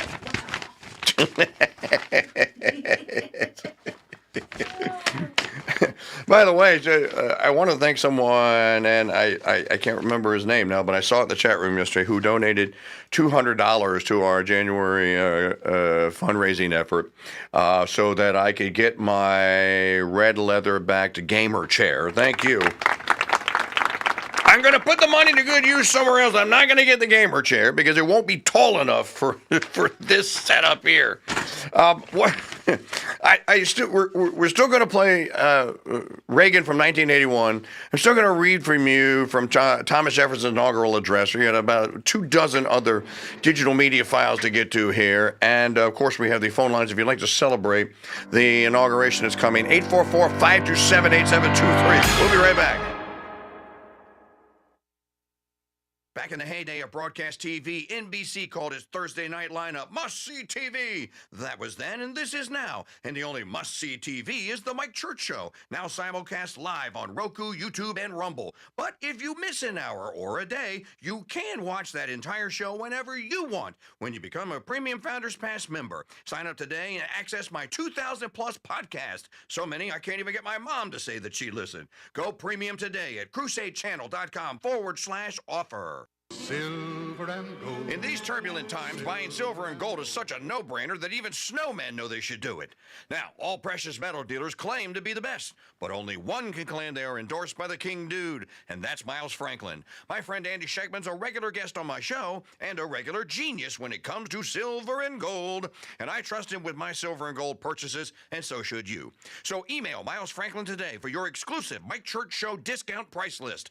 info@milesfranklin.com. Did you know that the rosary began as a tool to give laity a form of common prayer like what was being prayed in monasteries? And monasteries were praying all 150 psalms from the Bible. But most laity couldn't afford a Bible, and most couldn't read, so they began praying the Our Father 150 times a day. Today the rosary is prayed by millions, and each one is a work of art. There is no finer maker of this art than Maggie O'Connell and the Little Bayou Rosary. Find her rosary creations today at shop.mikechurch.com. Hey, it's Mike Church, and I'm here to tell you how you can enjoy this whole show in crystal clear stereo and without annoying messages like this one. Sign up for a Founders Pass membership for the grand total of 0.0. All we ask is your name and email address. No credit card needed. To sign up, go to crusadechannel.com/offer. Once you're a premium member, you can pull a Braveheart and shout, "Let my ears be brave!" Treat your ears today at crusadechannel.com/offer.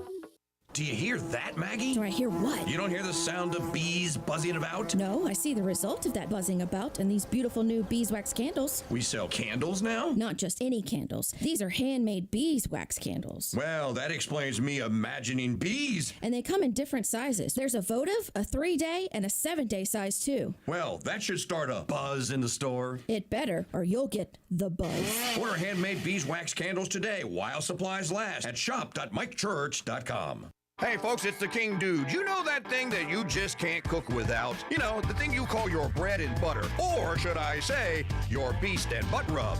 Now, my seasonal is quickly becoming a kitchen essential for hundreds of American families. And how do I know? Because they've told me so. It's perfect on veggies, eggs, popcorn chicken, and of course, pork ribs and butts. Make every meal a KingDude masterpiece with a sprinkle of flavor that you can count on. Grab yourself a bottle or better yet, a 6-pack at shop.mikechurch.com. The KingDude, working toward the day when all Walmarts are sold out of women's kitchen aprons and frying pans.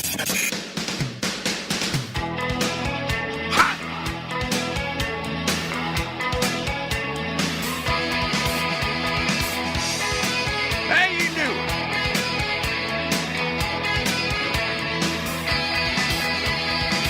I've never seen you look like this without a reason. Another promise falling through another season passes by you.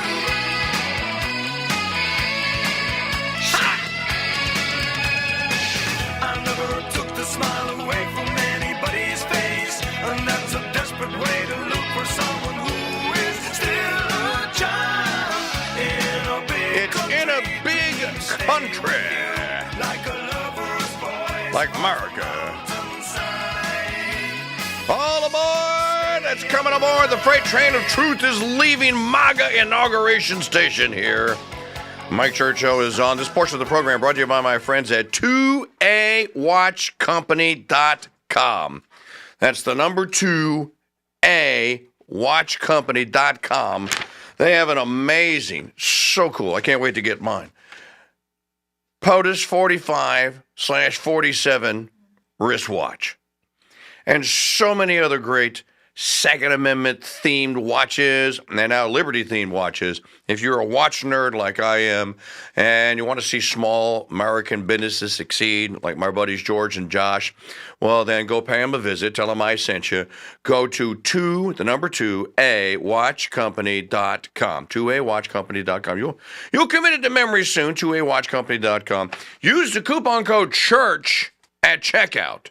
That's CHURCH at checkout, and take 10% off already great deals and prices on these guys they're making their own watches here. And you have the choice of Swiss movements or Japanese movements. Really cool watches. Very excited to be working with Josh and George and the 2awatchcompany.com store. Again, at 2awatchcompany.com. Now, what are you asking me about St. John's Church? I was asking if he was going to church before. Oh, I don't know. He's stopping there first. Oh, he's stopping at St. John's Church. That's, I want to say that's an Episcopal church. I want to take you to the inauguration of one Thomas Jefferson. This is from the 4th of March, 1801. Here, I'll give you the link in the chat room at crusadechannel.com/chat. You can find it in there. Well, I'm amazed, and just looking at you people's comments in the chat room. Can you let him just get sworn in before you start swearing on stacks of Bibles that he's already betrayed you? Is that asking too much, you cynical people? Can you hold your fire from, he's not going to do this, Vivek is already toast? He mentioned Vivek by name. I watched the whole thing, start to finish. I saw everything that he said. I didn't leave the room when he was on. He mentioned Elon, and he said, Vivek, MAGA, swagger, MAGA, swimmy, and Elon, where are you? And then he said, Elon, where are you? So if Vivek is fired, I don't know how you can be fired for something you volunteered for. If Vivek is fired, they didn't tell President Trump because he mentioned Vivek on the stage yesterday afternoon. When then Elon got on there and he was all nervous and fidgety. He's always nervous and fidgety. You ever watch this guy? He's not a good interviewer and he's not a good public speaker. You know, if you ask him a tech question, he's okay. He can answer the tech question. This is Jefferson's inaugural address. I'm going to skip most of it. This is on March the 4th, 1801. The amazing part about this is how long a paragraph used to be. It's the turn of the 19th century. I'm looking at this going like, dude, there were sentences that are longer than most people's paragraphs today. Have we lost our grammar skills here, folks? Maybe. Now, again, I said this before, Thomas Jefferson is known to have spoken 3 times publicly. Once in the 1790s, or 1780s, I forget the event.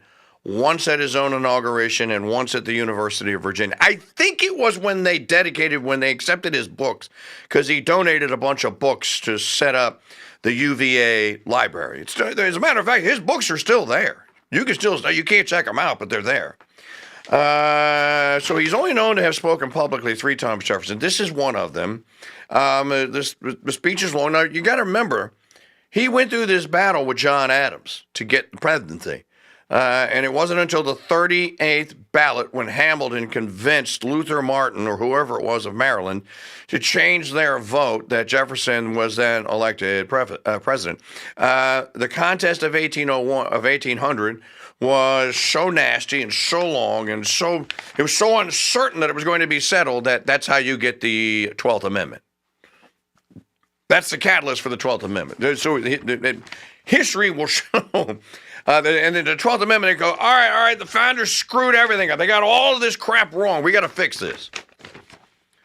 This is what, so when he's talking about the contest that just happened, that's what he's talking about. During the contest of opinion through which we have passed, the animation of discussions and of exertions has sometimes worn an aspect which might impose on strangers unused to think freely and to speak and to write what they think. But this being now decided by the voice of the nation, announced according to the rules of the Constitution, all will, of course, arrange themselves under the will of the law and unite in common efforts for the common good. All, too, will bear in mind this sacred principle that though the will of the majority is in all cases to prevail, that will to be rightful must be reasonable, that the minority possess their equal rights, which equal law must protect, and to violate would be oppression. Let us then, fellow citizens, unite with one heart and one mind. Let us restore to social intercourse that harmony and affection without which liberty and even life itself are but dreary things. And let us reflect that having banished from our land that religious intolerance under which mankind so long bled and suffered, we have yet gained little if we countenance a political intolerance as despotic, as wicked, and capable of as bitter and bloody persecutions. Now, he is talking about the French Revolution. That's what's in his mind. And in his mind, and in the mind of many Americans at the time, this was all the fault of Catholics in France. Of course, history ultimately would get it right and would show that it was the Masons, the Jacobins. This is all they're doing. The church was the victim. The 16 Carmelite beautiful sisters that were beheaded on the same day on 17 July 1794 were the victims. And thousands of priests that were drowned in the Seine and the, what is the other river? I forget the name of the other river. I should know this. Were drowned and were put into boats, stripped naked and made to be strapped to beautiful, buxom young ladies as a taunt. And then they roll them out into the middle of the Seine, and they actually take a gun and blow a hole in the bottom of the boat so that the priest and the young woman who was a Catholic would drown together. Papists, they called them. But go ahead. It was the Papists that caused all that. So that's what he's talking about. That's a historical context. During the throes and convulsions of the ancient world, during the agonizing spasms of infuriated man seeking through blood and slaughter his long-lost liberty, it was not wonderful that the agitation of the billows should reach even this distant and peaceful shore, that this should be more felt and feared by some and less by others, and should divide opinions as to measures of safety. Are you also getting that Jefferson was a wordsmith? Jefferson was basically the product of what you would call today homeschooling. True, better chart plan. He went to the University of William and Mary. Again, after his private education, his homeschooling, yeah, he attended William and Mary. He studied under George Wythe, the great founding father, or one of the founding fathers of the Old Dominion. But what a way with words. But every difference of opinion is not a difference of principle.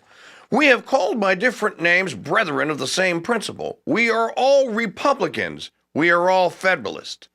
If there be any among us who would wish to dissolve this union or to change its Republican form, let them stand undisturbed as monuments of the safety with which error of opinion may be tolerated where reason is left free to combat it. Did you catch that, Bob Kopka? Jefferson was talking about men that wanted to secede. Secede! Secede!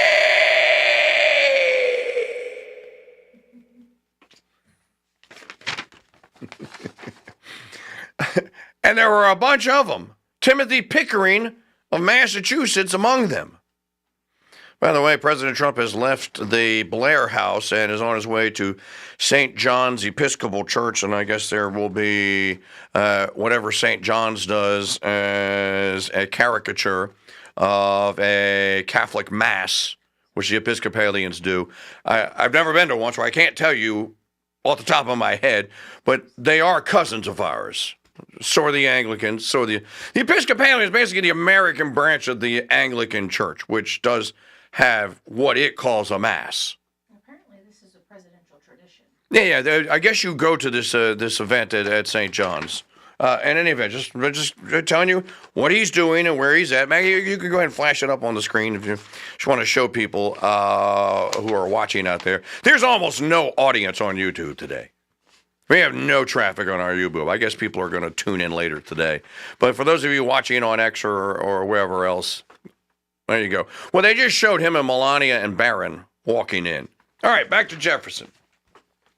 If there be any among us who would wish to dissolve, okay, already did that one. I know it indeed that some honest men fear that a Republican government cannot be strong, that this government is not strong enough. But would the honest patriot, in the full tide of successful experiment, abandon a government which has so far kept us free and firm in the theoretic and visionary fear that this government, the world's best hope?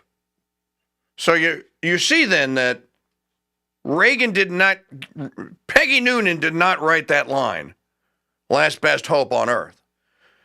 That's always attributed to Reagan, but you can see right here, where did Reagan get it from? He got it from Jefferson. May by possibility want energy to preserve itself? I trust not. I believe this, on the contrary, the strongest government on earth. I believe it the only one where every man at the call of the law would fly to the standard of the law and would meet invasions of the public order as his own personal concern. Sometimes it is said that man cannot be trusted with the government of himself. Who said that? Hobbes, the philosopher. Can he then be trusted with the government of others? Or have we found angels in the forms of kings to govern him? Let history answer this question. Now, here is, to me, the takeaway line from the entire inaugural address. A wise and frugal government, which shall restrain men from injuring one another, shall leave them otherwise free to regulate their own pursuits of industry and improvement, and shall not take from the mouth of labor the bread it has earned. This is the sum of good government, and this is necessary to close the circle of our felicities. I mean, that's pretty much it. You could just take that, put it in Trump's speech today, let him take credit for it. No one like me no nerd is going to look it up.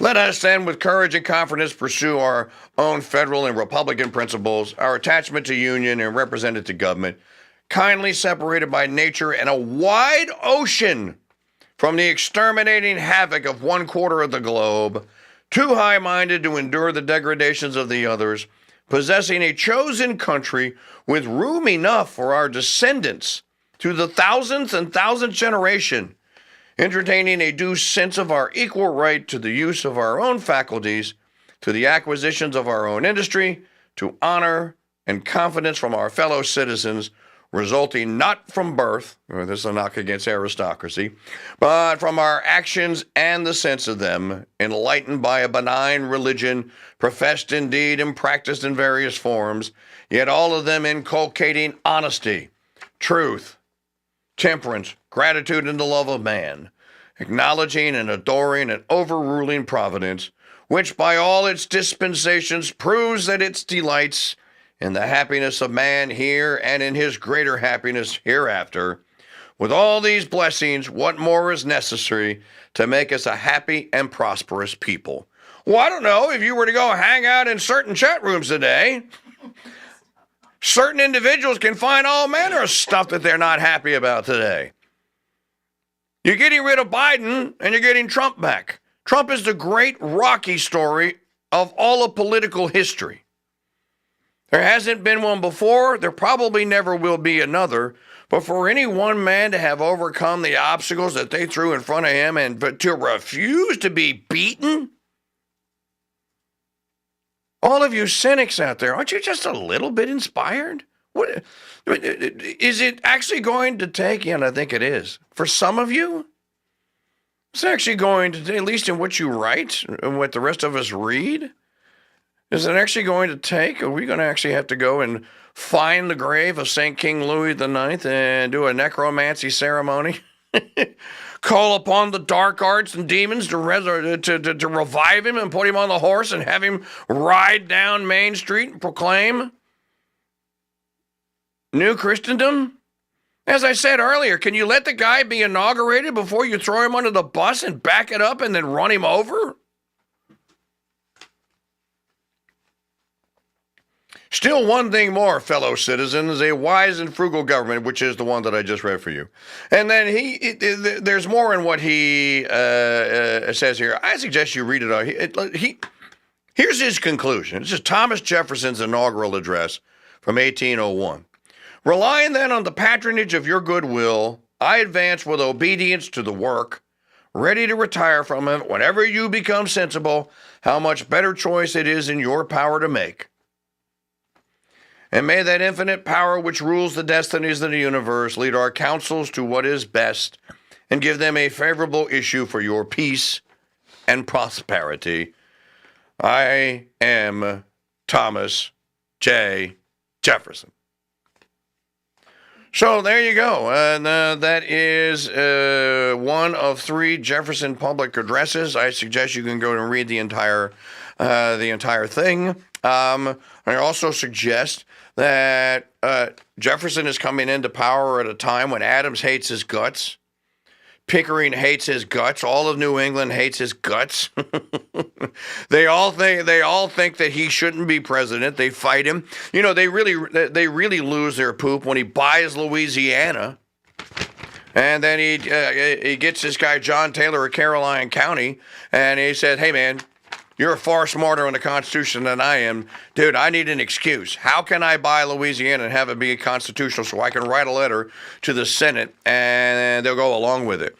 And, of course, in my book, John Taylor of Caroline County, American Statesman, that letter is published. Where there's like 4 letters that are published. But Taylor goes like, "Oh, well, Mr. President, I can tell you how we can do this." It was pretty much the same power then that would ultimately be used to buy Alaska. And now that Trump is talking about, well, let's buy Greenland. If they want to sell and they want to be part of the U.S., let's buy them. Why not? It's the way big business is done these days, isn't it? All right, our call-in line telephone number, 844-527-8723, 844-5-CRUSADE. Now, what could Jefferson learn from Ronald Reagan? All right, we went over, what could Trump learn from Thomas Jefferson? Well, I just gave you the operative parts. You can learn a lot more than that, but that's from Jefferson's inaugural. Now, what could Trump learn from Ronald Reagan? In 1981, Reagan inherited an economy that is far more distressed than this one is. Now, it's true it didn't have the crushing debt. The government was about 1/16 the size that it is today. And as they say, Reagan had some actual wiggle room.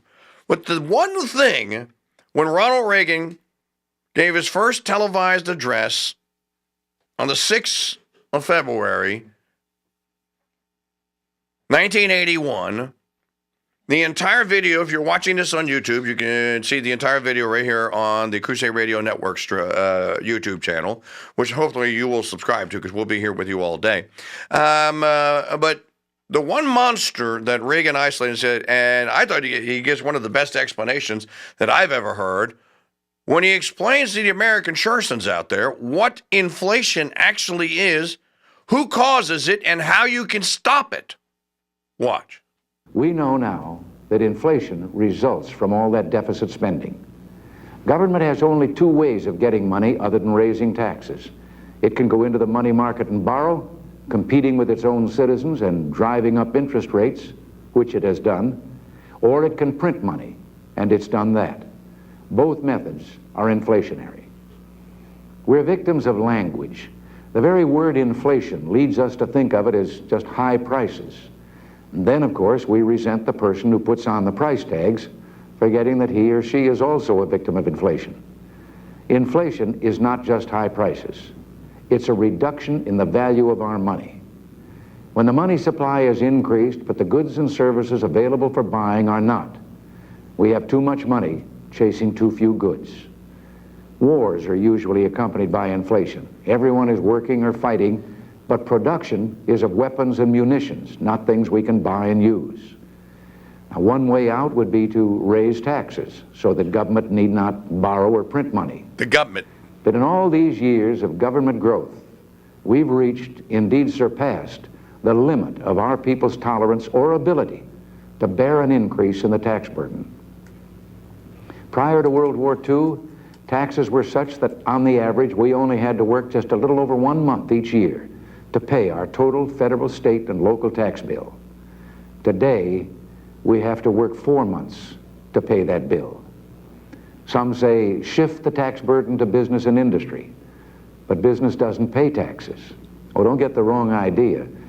Business is being taxed so much so that we're being priced out of the world market. But business must pass its costs of operations, and that includes taxes, on to the customer in the price of the product. Only people pay taxes, all the taxes. Government just uses business in a kind of sneaky way to help collect the taxes. They're hidden in the price. We aren't aware of how much tax we actually pay. Boy, how true is this?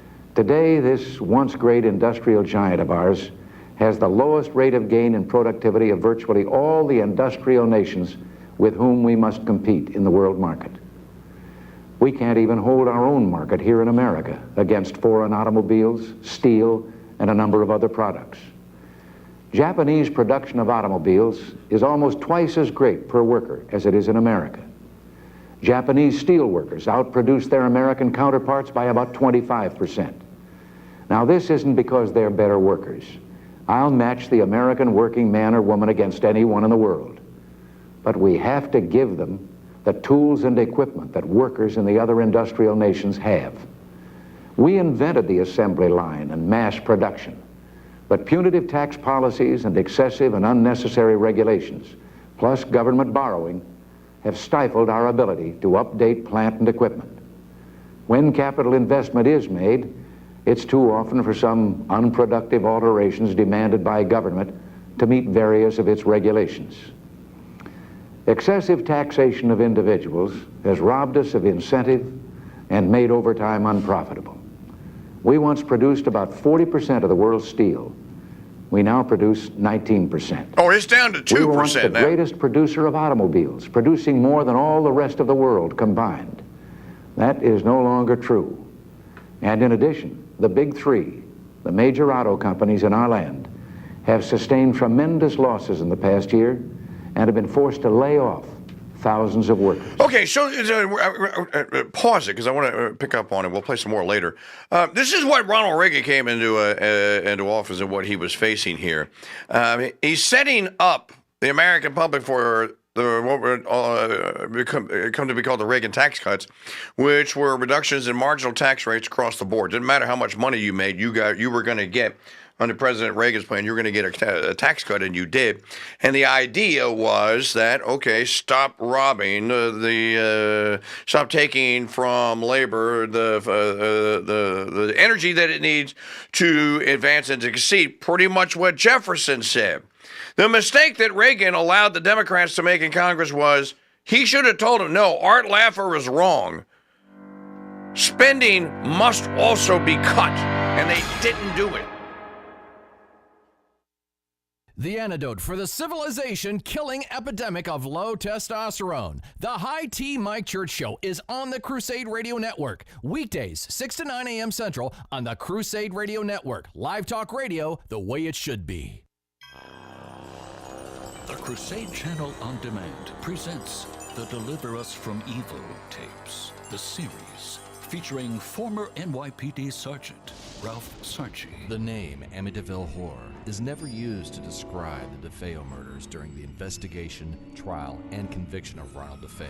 But that doesn't mean the scene at 112 Ocean Avenue wasn't a horror. The Deliver Us From Evil tapes, the series featuring Ralph Sarchi, Real-life stories of the battle against the underworld, demons, and the people they prowl the world looking to ruin.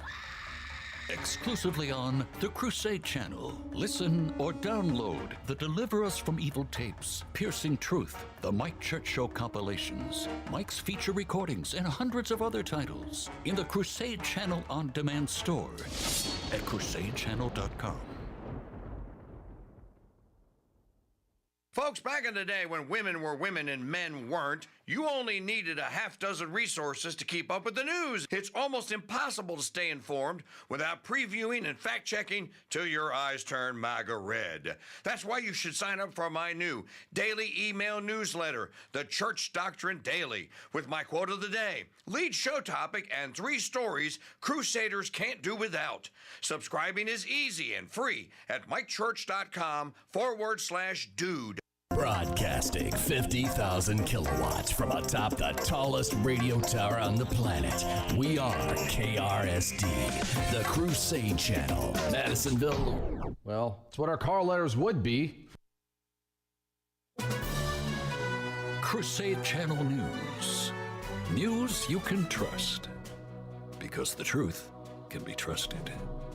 From the Crusade Channel News Desk, here's Janet Huxley. Good morning, Crusaders. Welcome to Monday, January 20th, 2025, Inauguration Day. I'm Janet Huxley at the Crusade Radio Network News Desk, live from the Dothan Farm and Ranch, south of Kansas City, Missouri. Today's newscast is brought to you by mylearning.com. Give microlearning a try and watch your employees flourish in skills you never thought possible.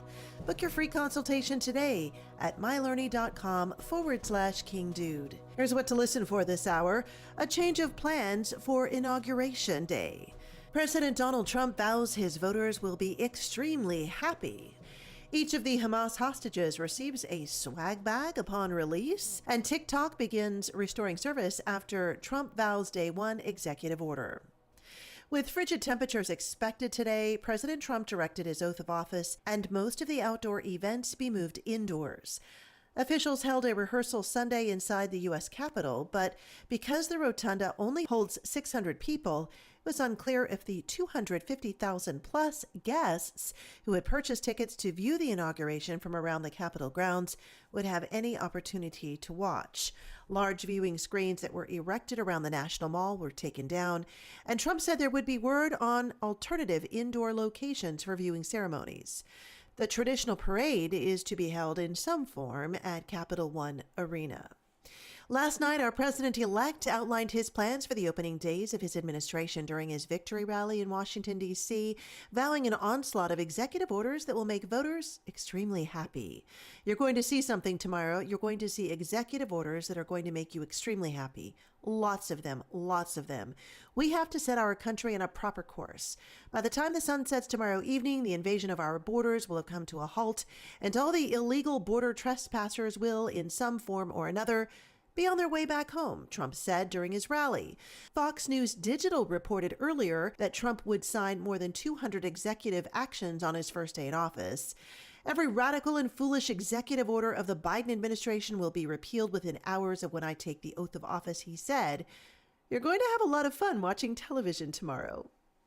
Each of the hostages released by Hamas were given a bizarre gift bag before they were handed over to the Red Cross, and the terror group released an equally strange propaganda video documenting their return.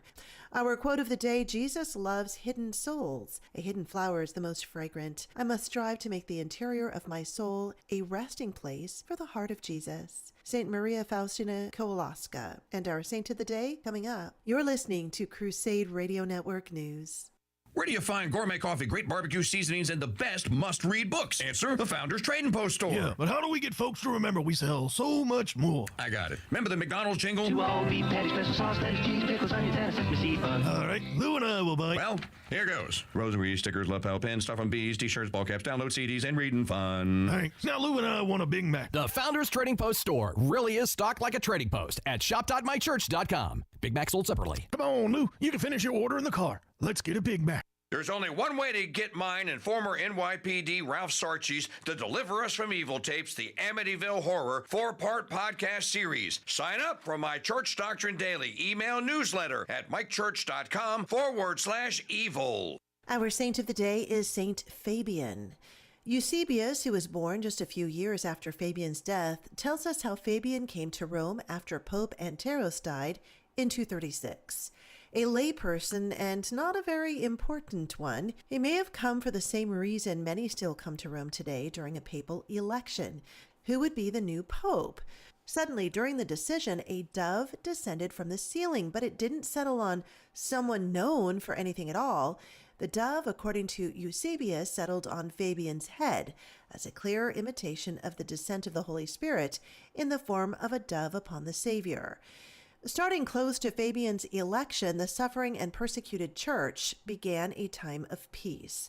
The Emperor Philip was friendly to Christians, and not only was the persecution stopped, but Christians experienced acceptance. In the few years of peace, the church had grown soft, and many didn't have the courage to stand up to martyrdom. But Fabian, singled out by a symbol of peace, stood as a courageous example for everyone in his flock. He died a martyr in 250 and is buried in the cemetery of Calixtus that he helped rebuild and beautify. A stone slab with his name can still be found there. TikTok said he was in the process of restoring operations in the U.S. on Sunday after President-elect Trump promised to issue an executive order to extend TikTok operations on Inauguration Day. U.S. users reported being able to regain access to the app following Saturday's blackout, and by Sunday afternoon, a new message crediting Trump appeared to users. Welcome back, the TikTok message read, "Thanks for your patience and support. As a result of President Trump's efforts, TikTok is back in the U.S." Earlier Sunday, Trump wrote on Truth Social, he's asking companies not to let TikTok stay dark.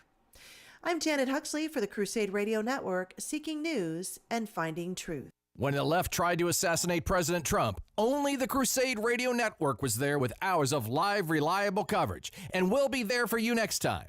The Crusade Radio Network, live talk radio, campaign, and breaking news coverage the way it should be.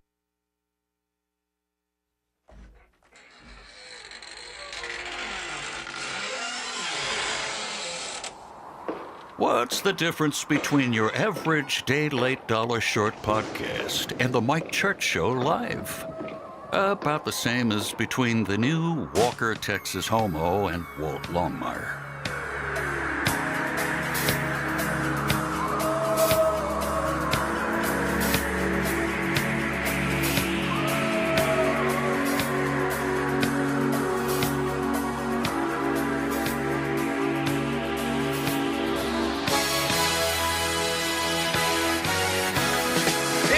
Be a thriller. The thriller in Manila. Marcus Tullius Meridius Maximus Augustus, Mike Church here with you on the Mike Church Show. The Crusade Radio Network here on Monday, the 20th of January, 2025. Inauguration day for President Trump. A date at which the end of a 4-year-long national nightmare. Hell, it's been an international nightmare. You start to freeze, and so it looks you right between the eyes. You're paralyzed, 'cause this is daylight night, and no one's gonna save you from the beast about to strike. You know it's daylight night. You're fighting for your life inside a thriller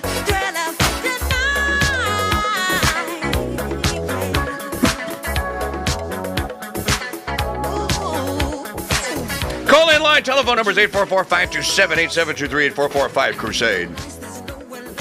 You know, I'm noticing something on X.com. Of course, I notice a lot of things on X.com. I'm not supposed to talk about it. I guess I'm probably not supposed to say anything about it, but in this instance, I will. There is this this kind of there's this banality to the some of the prayers that I have seen that have been offered up for President Trump. Any good Jacobin of 1794 could have written most of them that are looking at it going like, Where did you get this from? It almost sounds like one that Ben Franklin would write, The Seeker of Hearts and what have you here. Just for full disclosure here on the 20th of January, 2025 on a Monday, I will disclose to you that even though it was 25 degrees outside this morning, and I just got over almost got to pneumonia, a very bad cold, flu, whatever you want to call it. I was not going out and walking a mile and a half that I usually walk and saying my routine of morning prayers, which includes all of you. A prayer for all of you.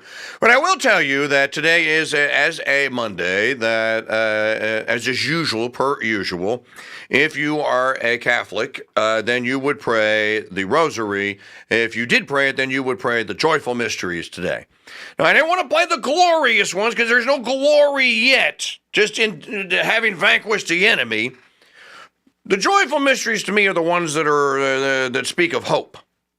The first joyful mystery now, you know what I should have done, Maggie? I should have done it. I should have done it. I feel like I should have done it. I should have done it. I'm going to do it. Quick, change your YouTube title. I'm going to do it. I'm doing it. Warning. Catholic doctrine approaching. Proceed immediately to a truth-resistant shelter. This is not a drill. Warning, Catholic doctrine approaching. Proceed immediately to a truth-resistant shelter. This is not a drill. This is not a drill. All right, you're not supposed to say this. You're not supposed to talk about this stuff in a polite company. You're supposed to say, oh, no, I said just a generic. No, I didn't. I'm not going to tell you that I did. The joyful mysteries speak of hope. The first, for those of you that don't know, I'm going to go through it real quick here. You don't have to leave. There's actual gospel in here. There's Bible in this. The joyful mysteries, the first one is the Annunciation. This is straight out of St. Luke's Gospel. The angel appears to Mary and said, "Hail, full of grace." I didn't make it up. A pope didn't make it up. Some second century cardinal or whatever didn't make it up. St. Luke wrote it down after he interviewed Mary. I would think that she would know. Just saying, okay? Hail, full of grace. The Lord is with thee. Second joyful mystery is the visitation of St. Elizabeth. Again, and during those days, Elizabeth, the aunt of Mary, and whose husband, Zechariah, was the high priest who was barren, conceived. Again, what did the angel tell Mary? Your cousin is already 6 months with child. And Mary goes like, no, she's not, dude. She's barren. So Mary, as tradition holds, gets on a mule and goes from Nazareth to the town or to the city where St. Elizabeth and Zechariah are to go assist in the labor, in the care of St. Elizabeth, and in the labor of St. John the Baptist, who's going to be her nephew. Does no one ever acknowledge this, that the Holy Family, that there is a Holy Family, and it extends, right? And again, from St. Luke's Gospel, for all you Protestants out there, we get the second mystery. The infant in her womb leapt with joy. We know that Mary went there. We know that the infant, St. John the Baptist, leapt with joy. Second mystery of the Most Holy Rosary. I pray for President Trump, Vice President Vance, and for all of those people that surround them for good, Christian principled governance to come out of this. Yes, I could say Catholic. And from Vance and others, I hope. Third mystery that I pray for the president this morning. The Nativity. Again, 3 Gospels, Matthew, Mark, and Luke, the Nativity. You get all 3. Well, you get the Annunciation of 3 too. You get the Nativity, and that when her days were accomplished, right, that she would give birth to her firstborn son. There was no room for them at the inn. So the child was born, and she wrapped it in swaddling clothes and laid it in a manger. And the shepherds nearby, tending their flocks, were greeted by angels. Be not afraid, we bring you tidings of great joy. For unto you this day was born in the city of David a Savior, which is Christ the Lord. And then you get the Gloria in Excelsis Deo.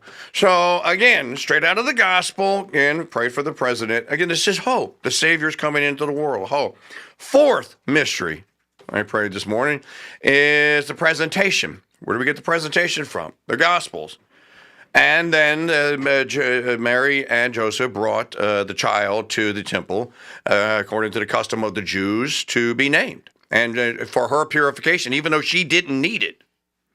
And then who do they meet in the temple? And again, this is straight out of Scripture. So, when they accuse us of the rosary of being some graven image worship of Mary, that's just absolute and total misunderstood BS. Mary and Joseph are greeted by who? Saint Simeon. What does Saint Simeon say? Can I hold the child? Now that I've held the child, I can go, God. You can kill me now. You can take me to judgment. I've met my Savior.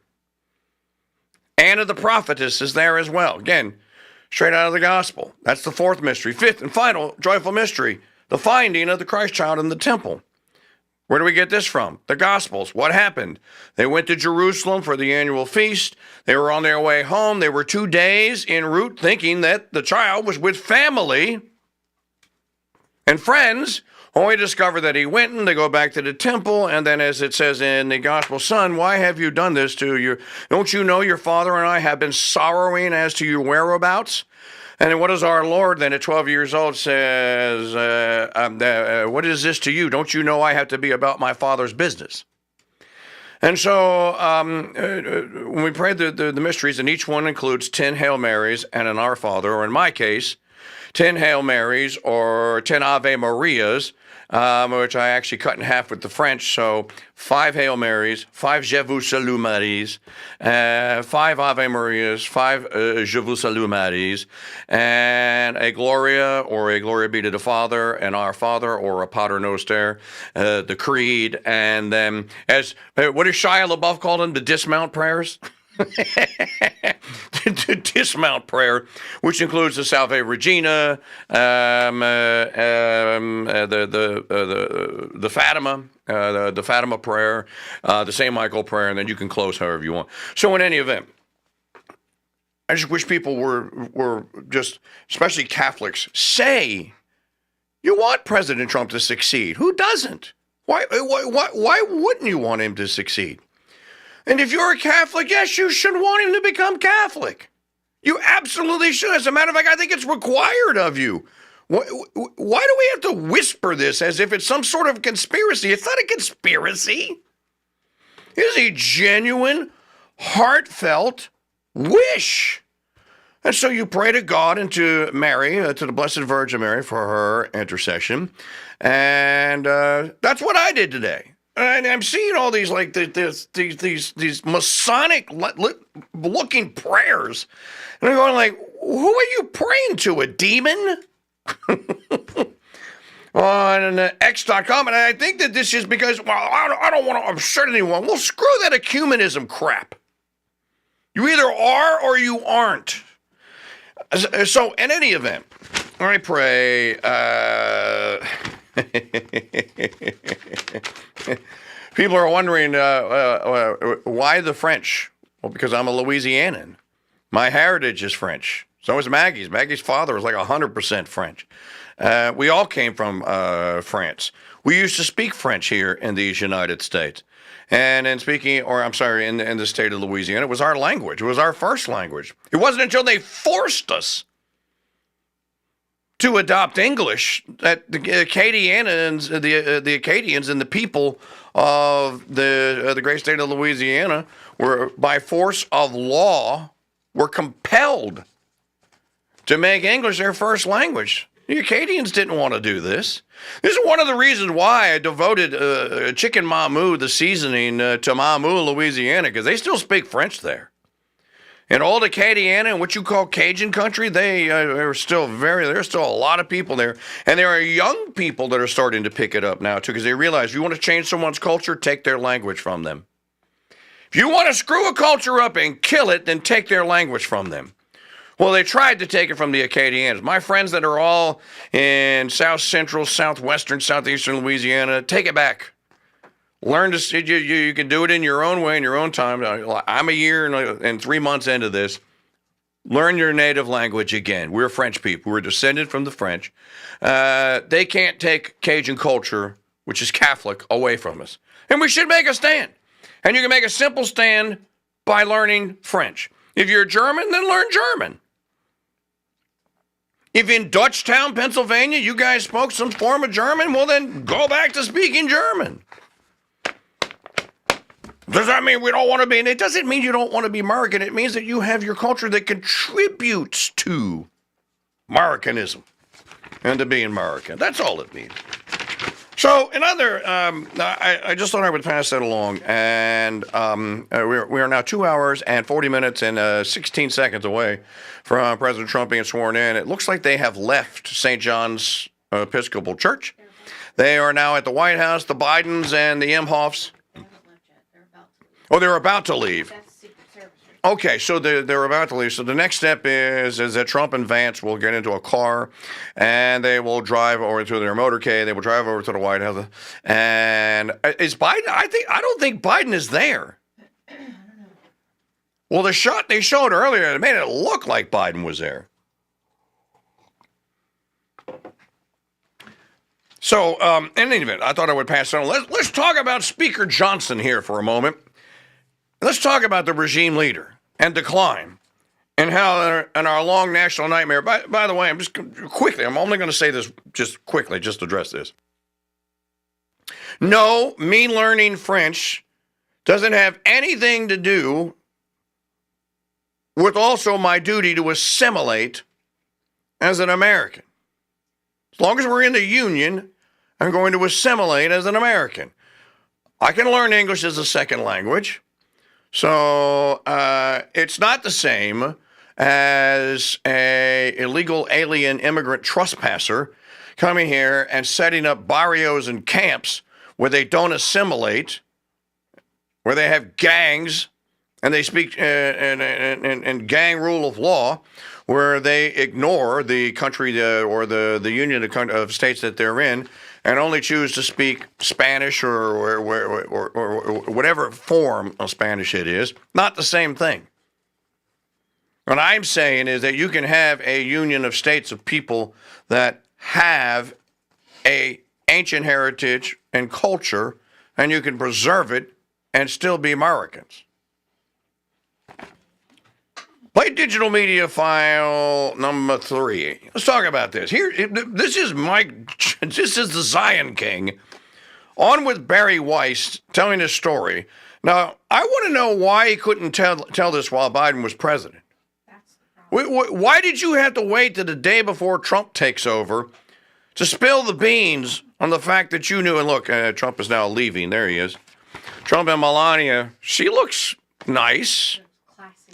Very classy today in a beautiful navy blue kind of dress suit. That's not pants, that's the dress. And a hat with a white stripe around it. Is it black or navy? That's black. Is that black?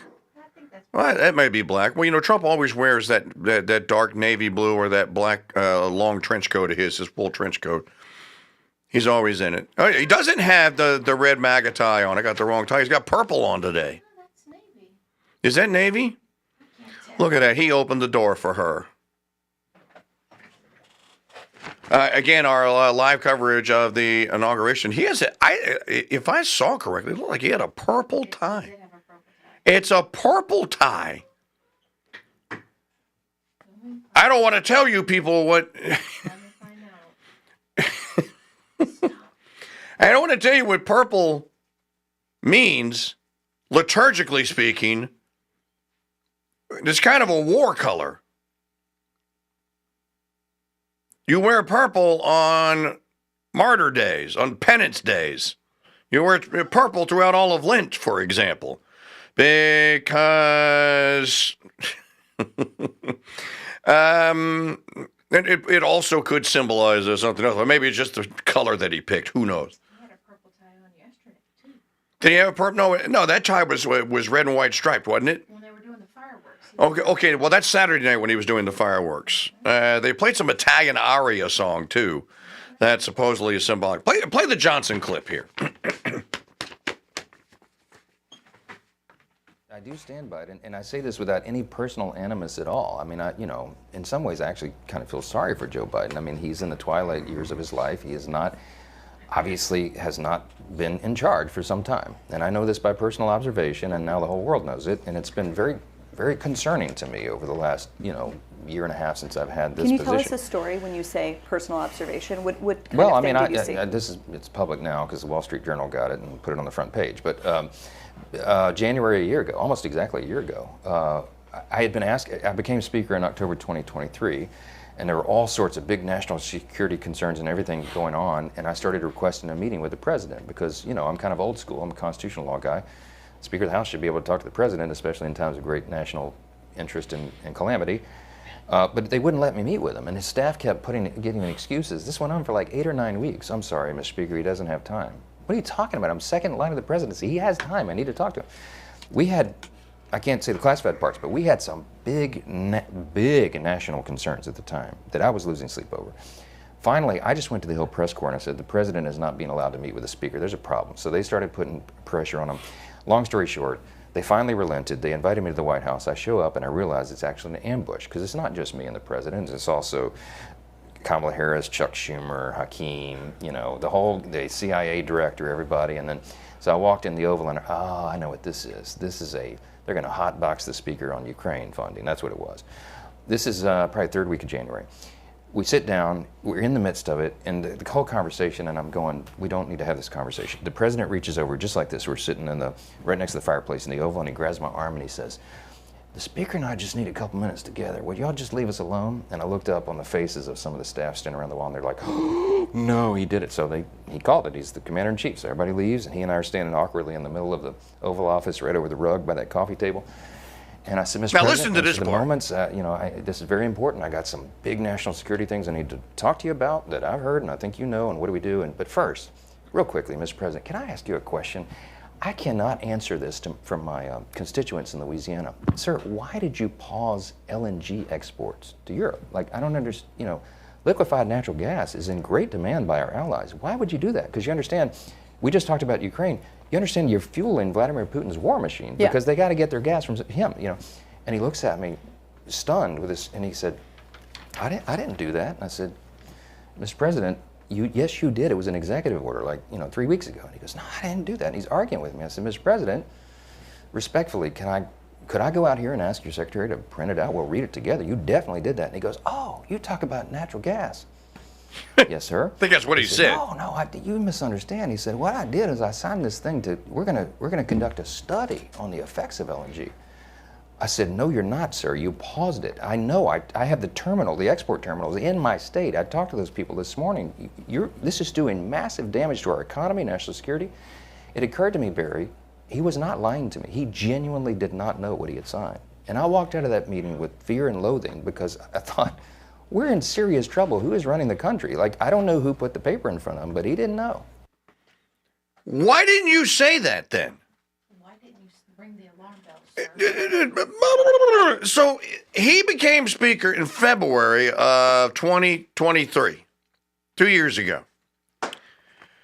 So he's saying that I'm calling down there for 3 weeks and then 4 weeks and then finally go, I'm just going to go down there. I'm just going to go, hey, hi, here to meet with Biden. How you doing? Speaker Johnson, Louisiana 6. And they go okay, well, yeah, he's in the other room. And then he goes in there, and then it looks like an ambush, and Schumer and all the rest of them are all there. And then Biden says, hey, give me a moment alone. This obviously had to have happened in late February, early March 2023. Why is the Zion King now waiting until Saturday? This is Saturday he said this. with Free Press Initiative with Barry Weiss or whatever the hell her show or whatever it is called. Why have I not heard this? So he waited 1 year and 10 months. He sat on that knowledge, and he didn't publicly disclose it. Didn't he have a responsibility to do so? It would seem to me that if you're the Speaker of the House of Representatives and you know the president is suffering some sort of mental decline, that it is incumbent upon you, because the 24th or 25th Amendment might get invoked, maybe you should disclose that. Maybe you should say, hey, I think something is wrong with the president. Maybe we should have an investigation of some sort into it. Instead, he just kept the knowledge to himself. Was he told by someone in the White House, you go over there and you blab this to the rest of the world? We're going to make your speakership. You're going to get nothing. Did they threaten him? I cannot figure Johnson out. But they all did it. Kamala.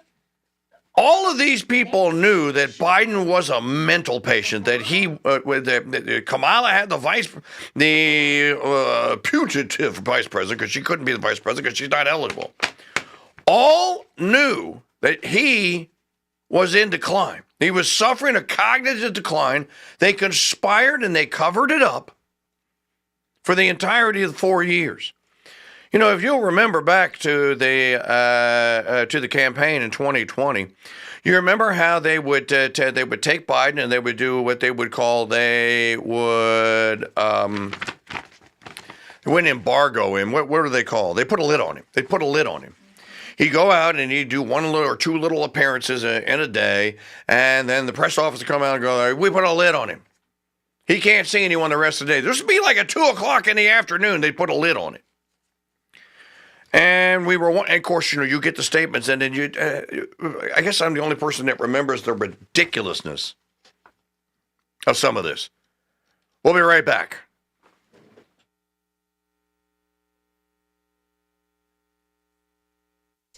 It's also National Disc Jockey Day, recognizing the DJs playing the music and spinning the records.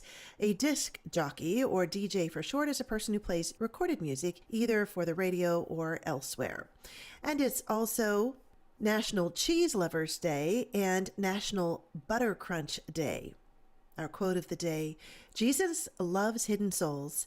A hidden flower is the most fragrant. I must strive to make the interior of my soul a resting place for the heart of Jesus. St. Maria Faustina Kowalska. And our saint of the day, St. Fabian.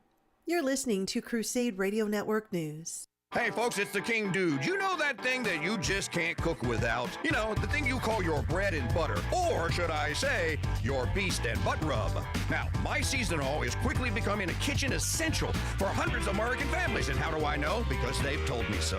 It's perfect on veggies, eggs, popcorn chicken, and of course, pork ribs and butts. Make every meal a KingDude masterpiece with a sprinkle of flavor that you can count on. Grab yourself a bottle, or better yet, a 6-pack at shop.mikechurch.com. Did you know that the rosary began as a tool to give laity a form of common prayer, like what was being prayed in monasteries? And monasteries were praying all 150 psalms from the Bible. But most laity couldn't afford a Bible, and most couldn't read, so they began praying the Our Father 150 times a day. Today, the rosary is prayed by millions, and each one is a work of art. There is no finer maker of this art than Maggie O'Connell and the Little Bayou Rosary. Find her rosary creations today at shop.mikechurch.com. Folks, back in the day when women were women and men weren't, you only needed a half dozen resources to keep up with the news. It's almost impossible to stay informed without previewing and fact-checking till your eyes turn MAGA red. That's why you should sign up for my new daily email newsletter, The Church Doctrine Daily, with my quote of the day, lead show topic, and 3 stories Crusaders can't do without. Subscribing is easy and free at mikechurch.com/dude. Welcome here. Since you're representing yourself, we invite you to make an opening statement if you'd like to. No, I was just curious how I did, that's all.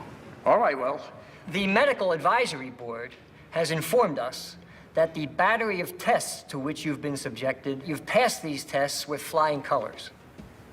And we congratulate you for that. Thanks. However, this commission, in good conscience, cannot recommend you for a license, and we therefore deny your application. Didn't I do what you asked? Yes, you did. So I should get a license, right? Not exactly. So why'd you give me all them tests if you was never passing me? We've got to stand by our decision here, and we have to deny your request for a license at this time.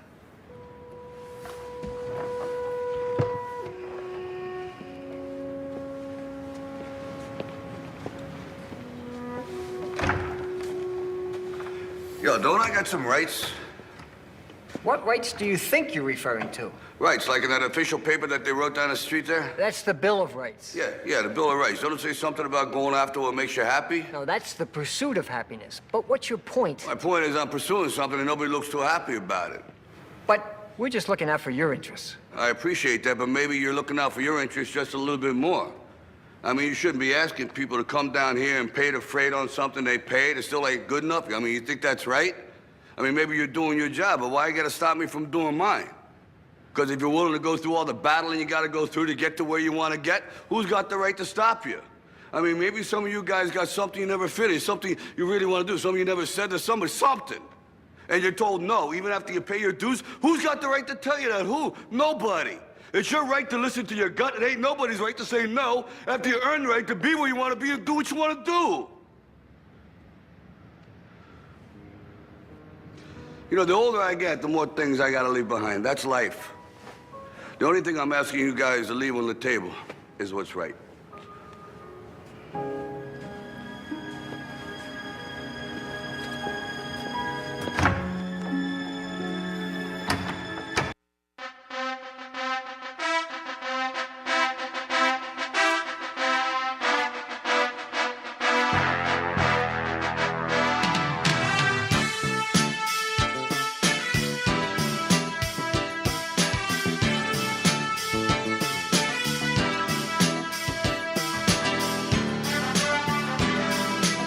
This ought to be the official Trump theme and not YMCA. This is classy, YMCA is not. This screams America, doesn't it? This screams comeback kid. This screams, whoa, why are you trying to lock me out? Well, the point is I'm trying to pursue happiness. I'm trying to pursue something here. Nobody looks too happy about it. I love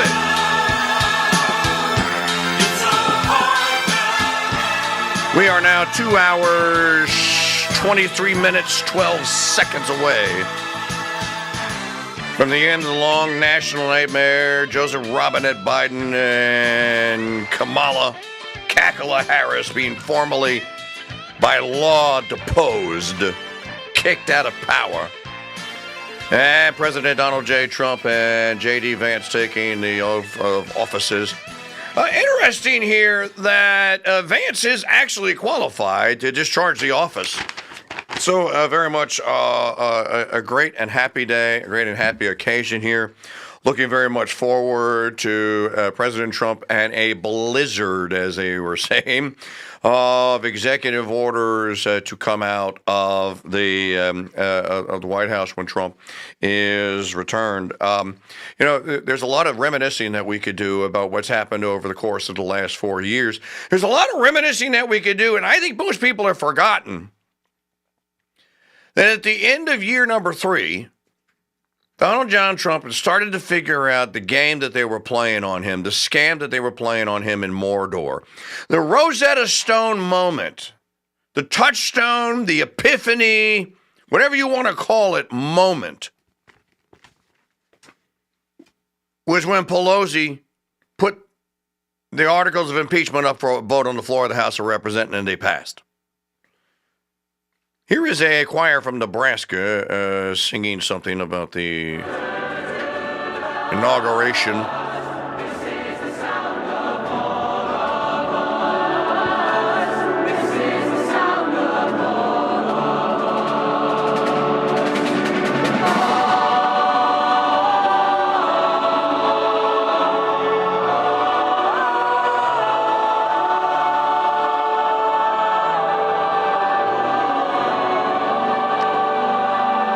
have their Nebraska scarves on. If you're not watching this, if you're listening to this on radio. This is the sound of one voice. You recognize this song? One people, one voice. Song for everyone. You know, one of the things I wonder, what are the headlines at the Daily Mail, for example, today? I don't recognize the song, or otherwise I would stay with it. About the American inauguration. You know, we were all fascinated. Supposedly the world was fascinated by the coronation of Prince Charles, remember? And millions of people tuned in to become King Charles, tuned into the ceremony to make a prince a king. And then the world watched because of the regal, the circumstance, the pomp and circumstance, and what have you. Is the world watching this with anticipation or trepidation? Anticipation. Maggie says, anticipation. Or in the words of Carly Simon, anticipation is making me wait.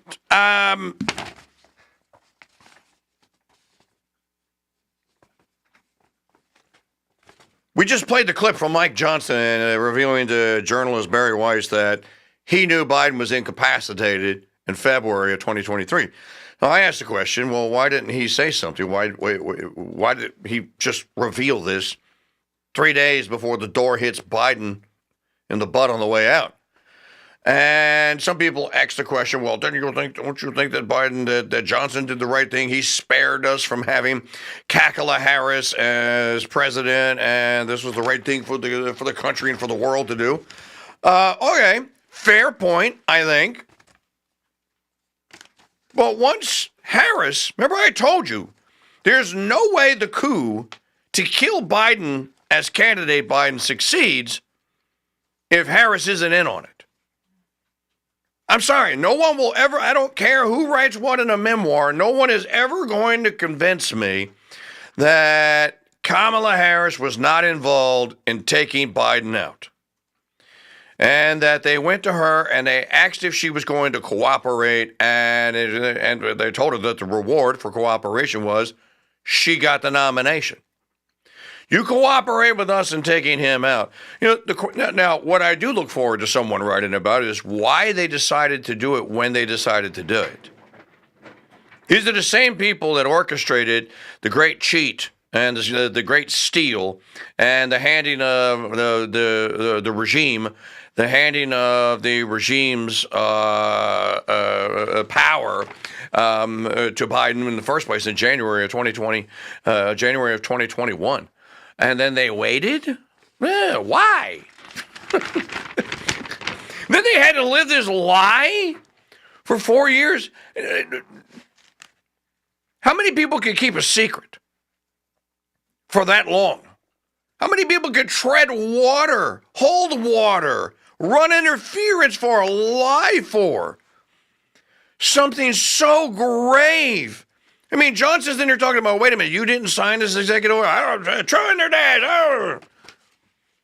The fact that no one cracked. It's almost not believable that no one, not one of them cracked under pressure. Which, you know, just goes to show you the point here. Let me make the operative point here. The Democrats can be relied upon to act demony, to deceive, to play tequila like the Muslims do. They are all in it.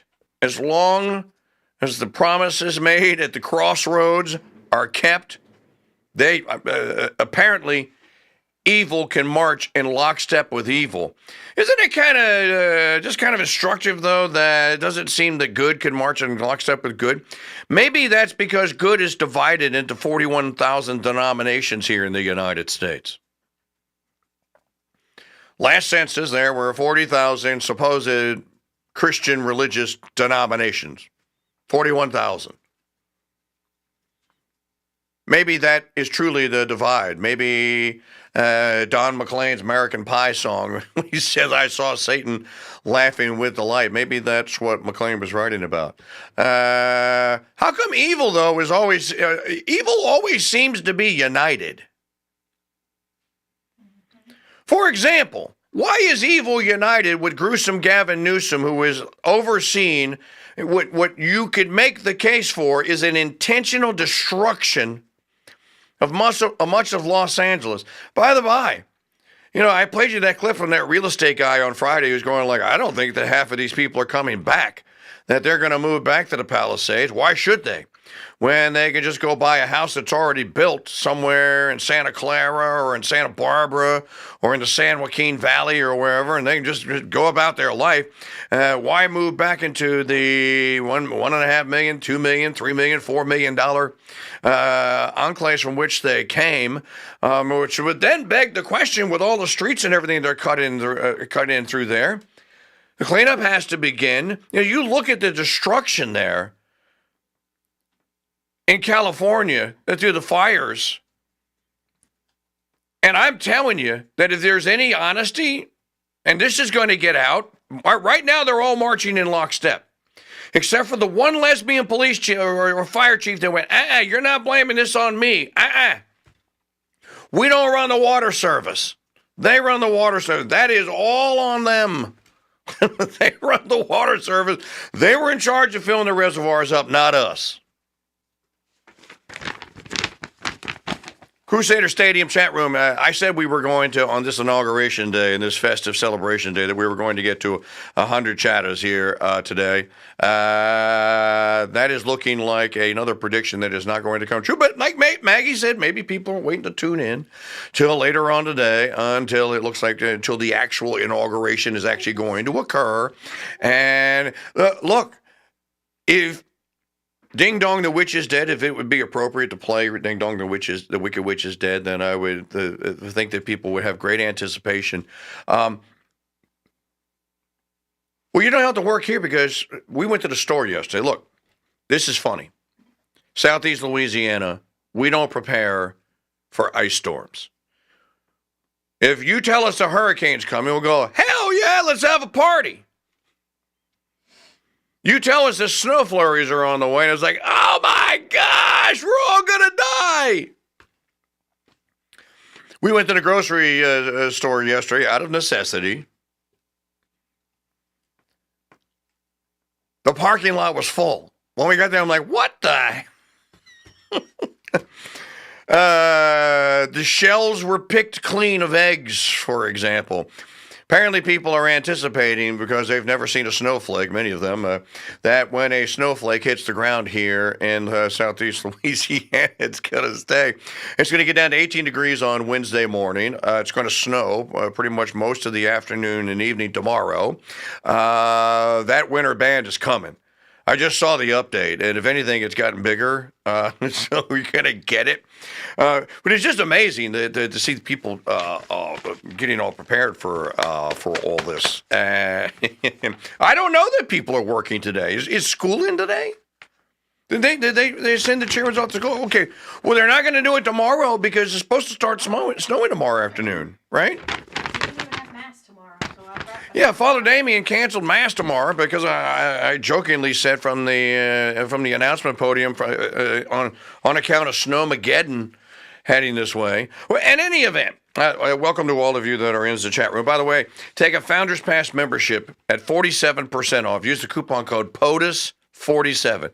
It's POTUS 47, and you can get all the video replays of this show, all the audio podcast replays, all of the new Parent Talk podcast, for example, and all of the thousands upon thousands of other great audio features, shows, podcasts over the course of the last 9 years, and the ones that we will make this year, all at your fingertips there through the Crusade Radio Network app or the website.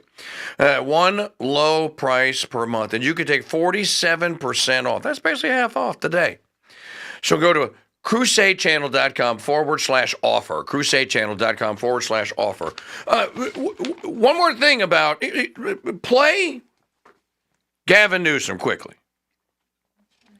Number two. So, Speaker of the House Mike Johnson goes like, no, there are going to be conditions attached to another bailout of California. Gruesome Newsom is out there, of course, going, this is un-American. You can't attach conditions here. People in Louisiana never had conditions. Yes, we did. Yes, we did. You're not bailing the people in North Carolina out because you're saying, no, we're just not going to tell you, we're not going to let you build back better. You guys need to move somewhere else. Why did California ought to be left to its own device? They already owe us like over $1 trillion. We've been bailing them out for 20 some odd years.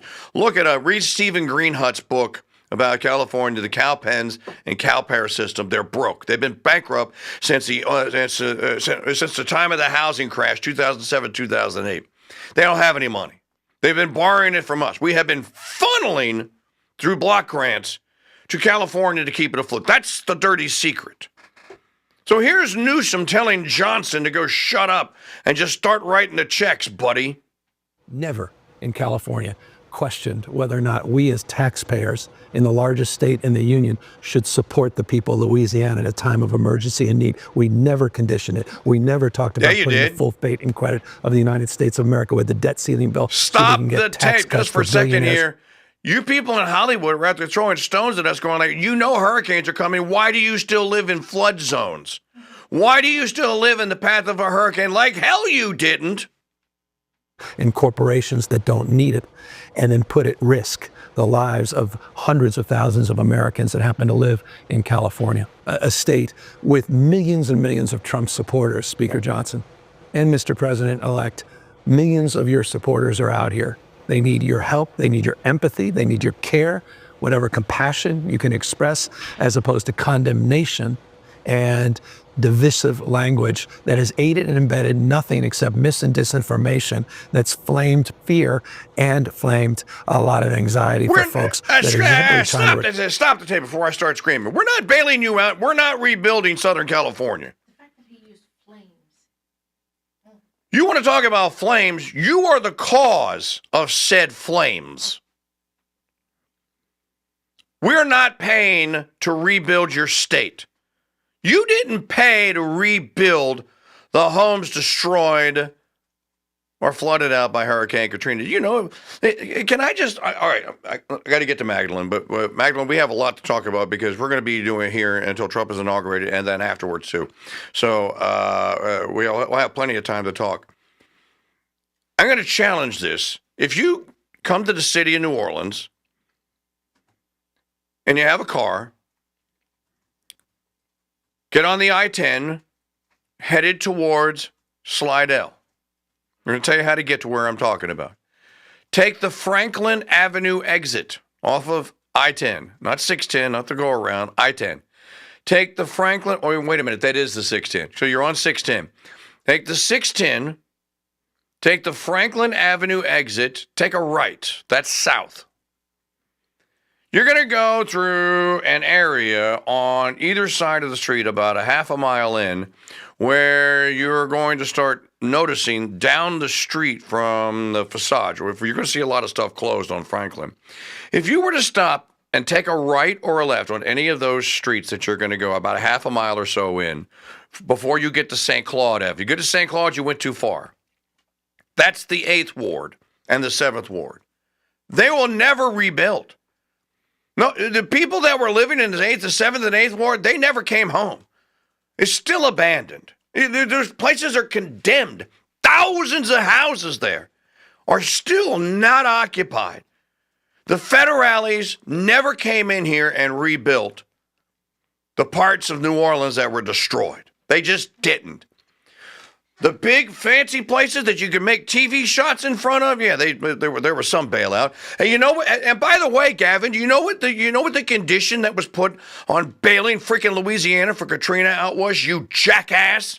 It was Mary Landrieu's vote for Obamacare.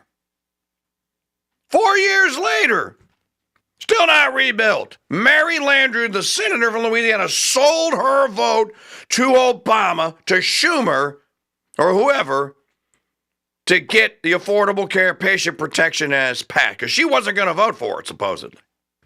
So don't tell me we have to rebuild California and there aren't any conditions. And as I said, parts of Louisiana still destroyed. There are parts of Lake Charles destroyed by Hurricane Laura that have never been repaired, you jackass. Magdalene Rose, Mike Church Show political affairs contributor here on Inauguration Day. Magdalene, how are you? Me, my bad. Magdalene, how are you? I'm good, thank you. What is going on here today with the big Inauguration Day? The Democrats... Can you hear me? Yeah, no, I can hear you. Oh, okay. Yeah, with the Democrats seemingly still poised to try a repeat of 2017 and try and thwart everything that Trump and Vance are going to attempt to do, if the indications from Ocasio-Cortez and the rest of them are any indication.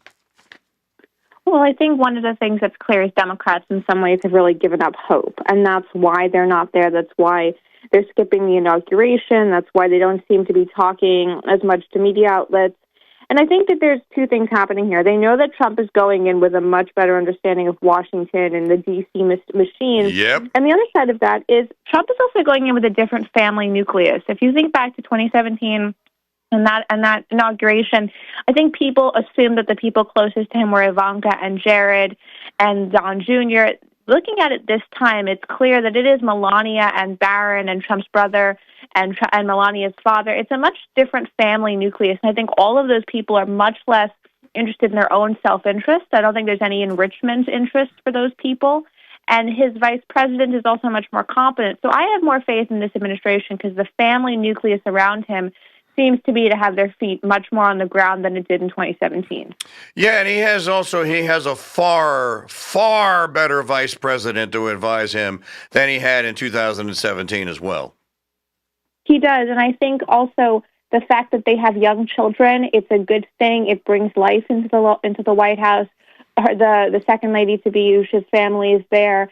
There is really a feeling that there is more steadiness in this group. And in 2017, despite what a lot of people say, I don't think Hey, Magdalene, hang on just a second. Trump and Melania are at the White House meeting the Bidens.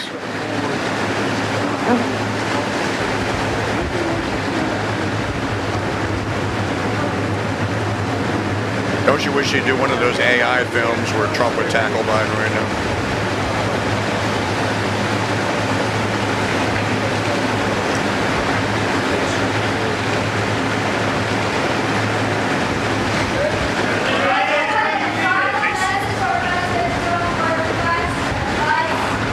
Shut up. Boy, let me tell you, Magdalene, you can't see this. You don't have the benefit. We're going to come right back after the news break if you can rejoin us for a little bit. Melania is like standing as far away from Jill Biden as she can get. They just walked into a hallway, and that hallway is about 8 feet wide. Melania was 7.5 feet away from Jill Biden. The tension there is palpable. It definitely is, and I think that's because these people have tried to kill and imprison her husband and destroy her stepchildren for several years. So her not bowing down and making it all normal to me is very refreshing. The headline is the Bidens host the Trumps for a pre-inauguration tea, and there is the door is now closed at the White House. They're going to go in behind quarters here. We'll talk more. We're going to take the news break, folks, and we will come back as soon as the festivities begin here on the Crusade Radio Network. Magdalene, hope you can join us for whatever you can. We'll see you in a little bit. Yep, and I'll be running all the promotions. Okay, sounds great. Folks, we're going to take as I said, we'll step aside here for just a moment and take the news, and we'll come back here on the Crusade Radio Network for the historic inauguration of Donald John Trump. Look, I dressed up today for the part. Trump didn't wear his. This is his. This is his tie. Now, of course, he didn't have the waistcoat, but everything else is yours truly. Thanks for watching. Take 47% off a Founders Pass membership today. POTUS47 is the code.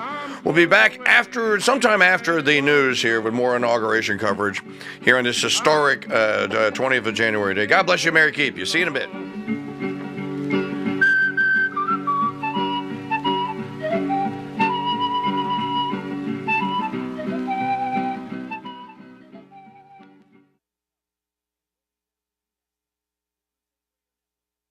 Talk radio, campaign, and breaking news.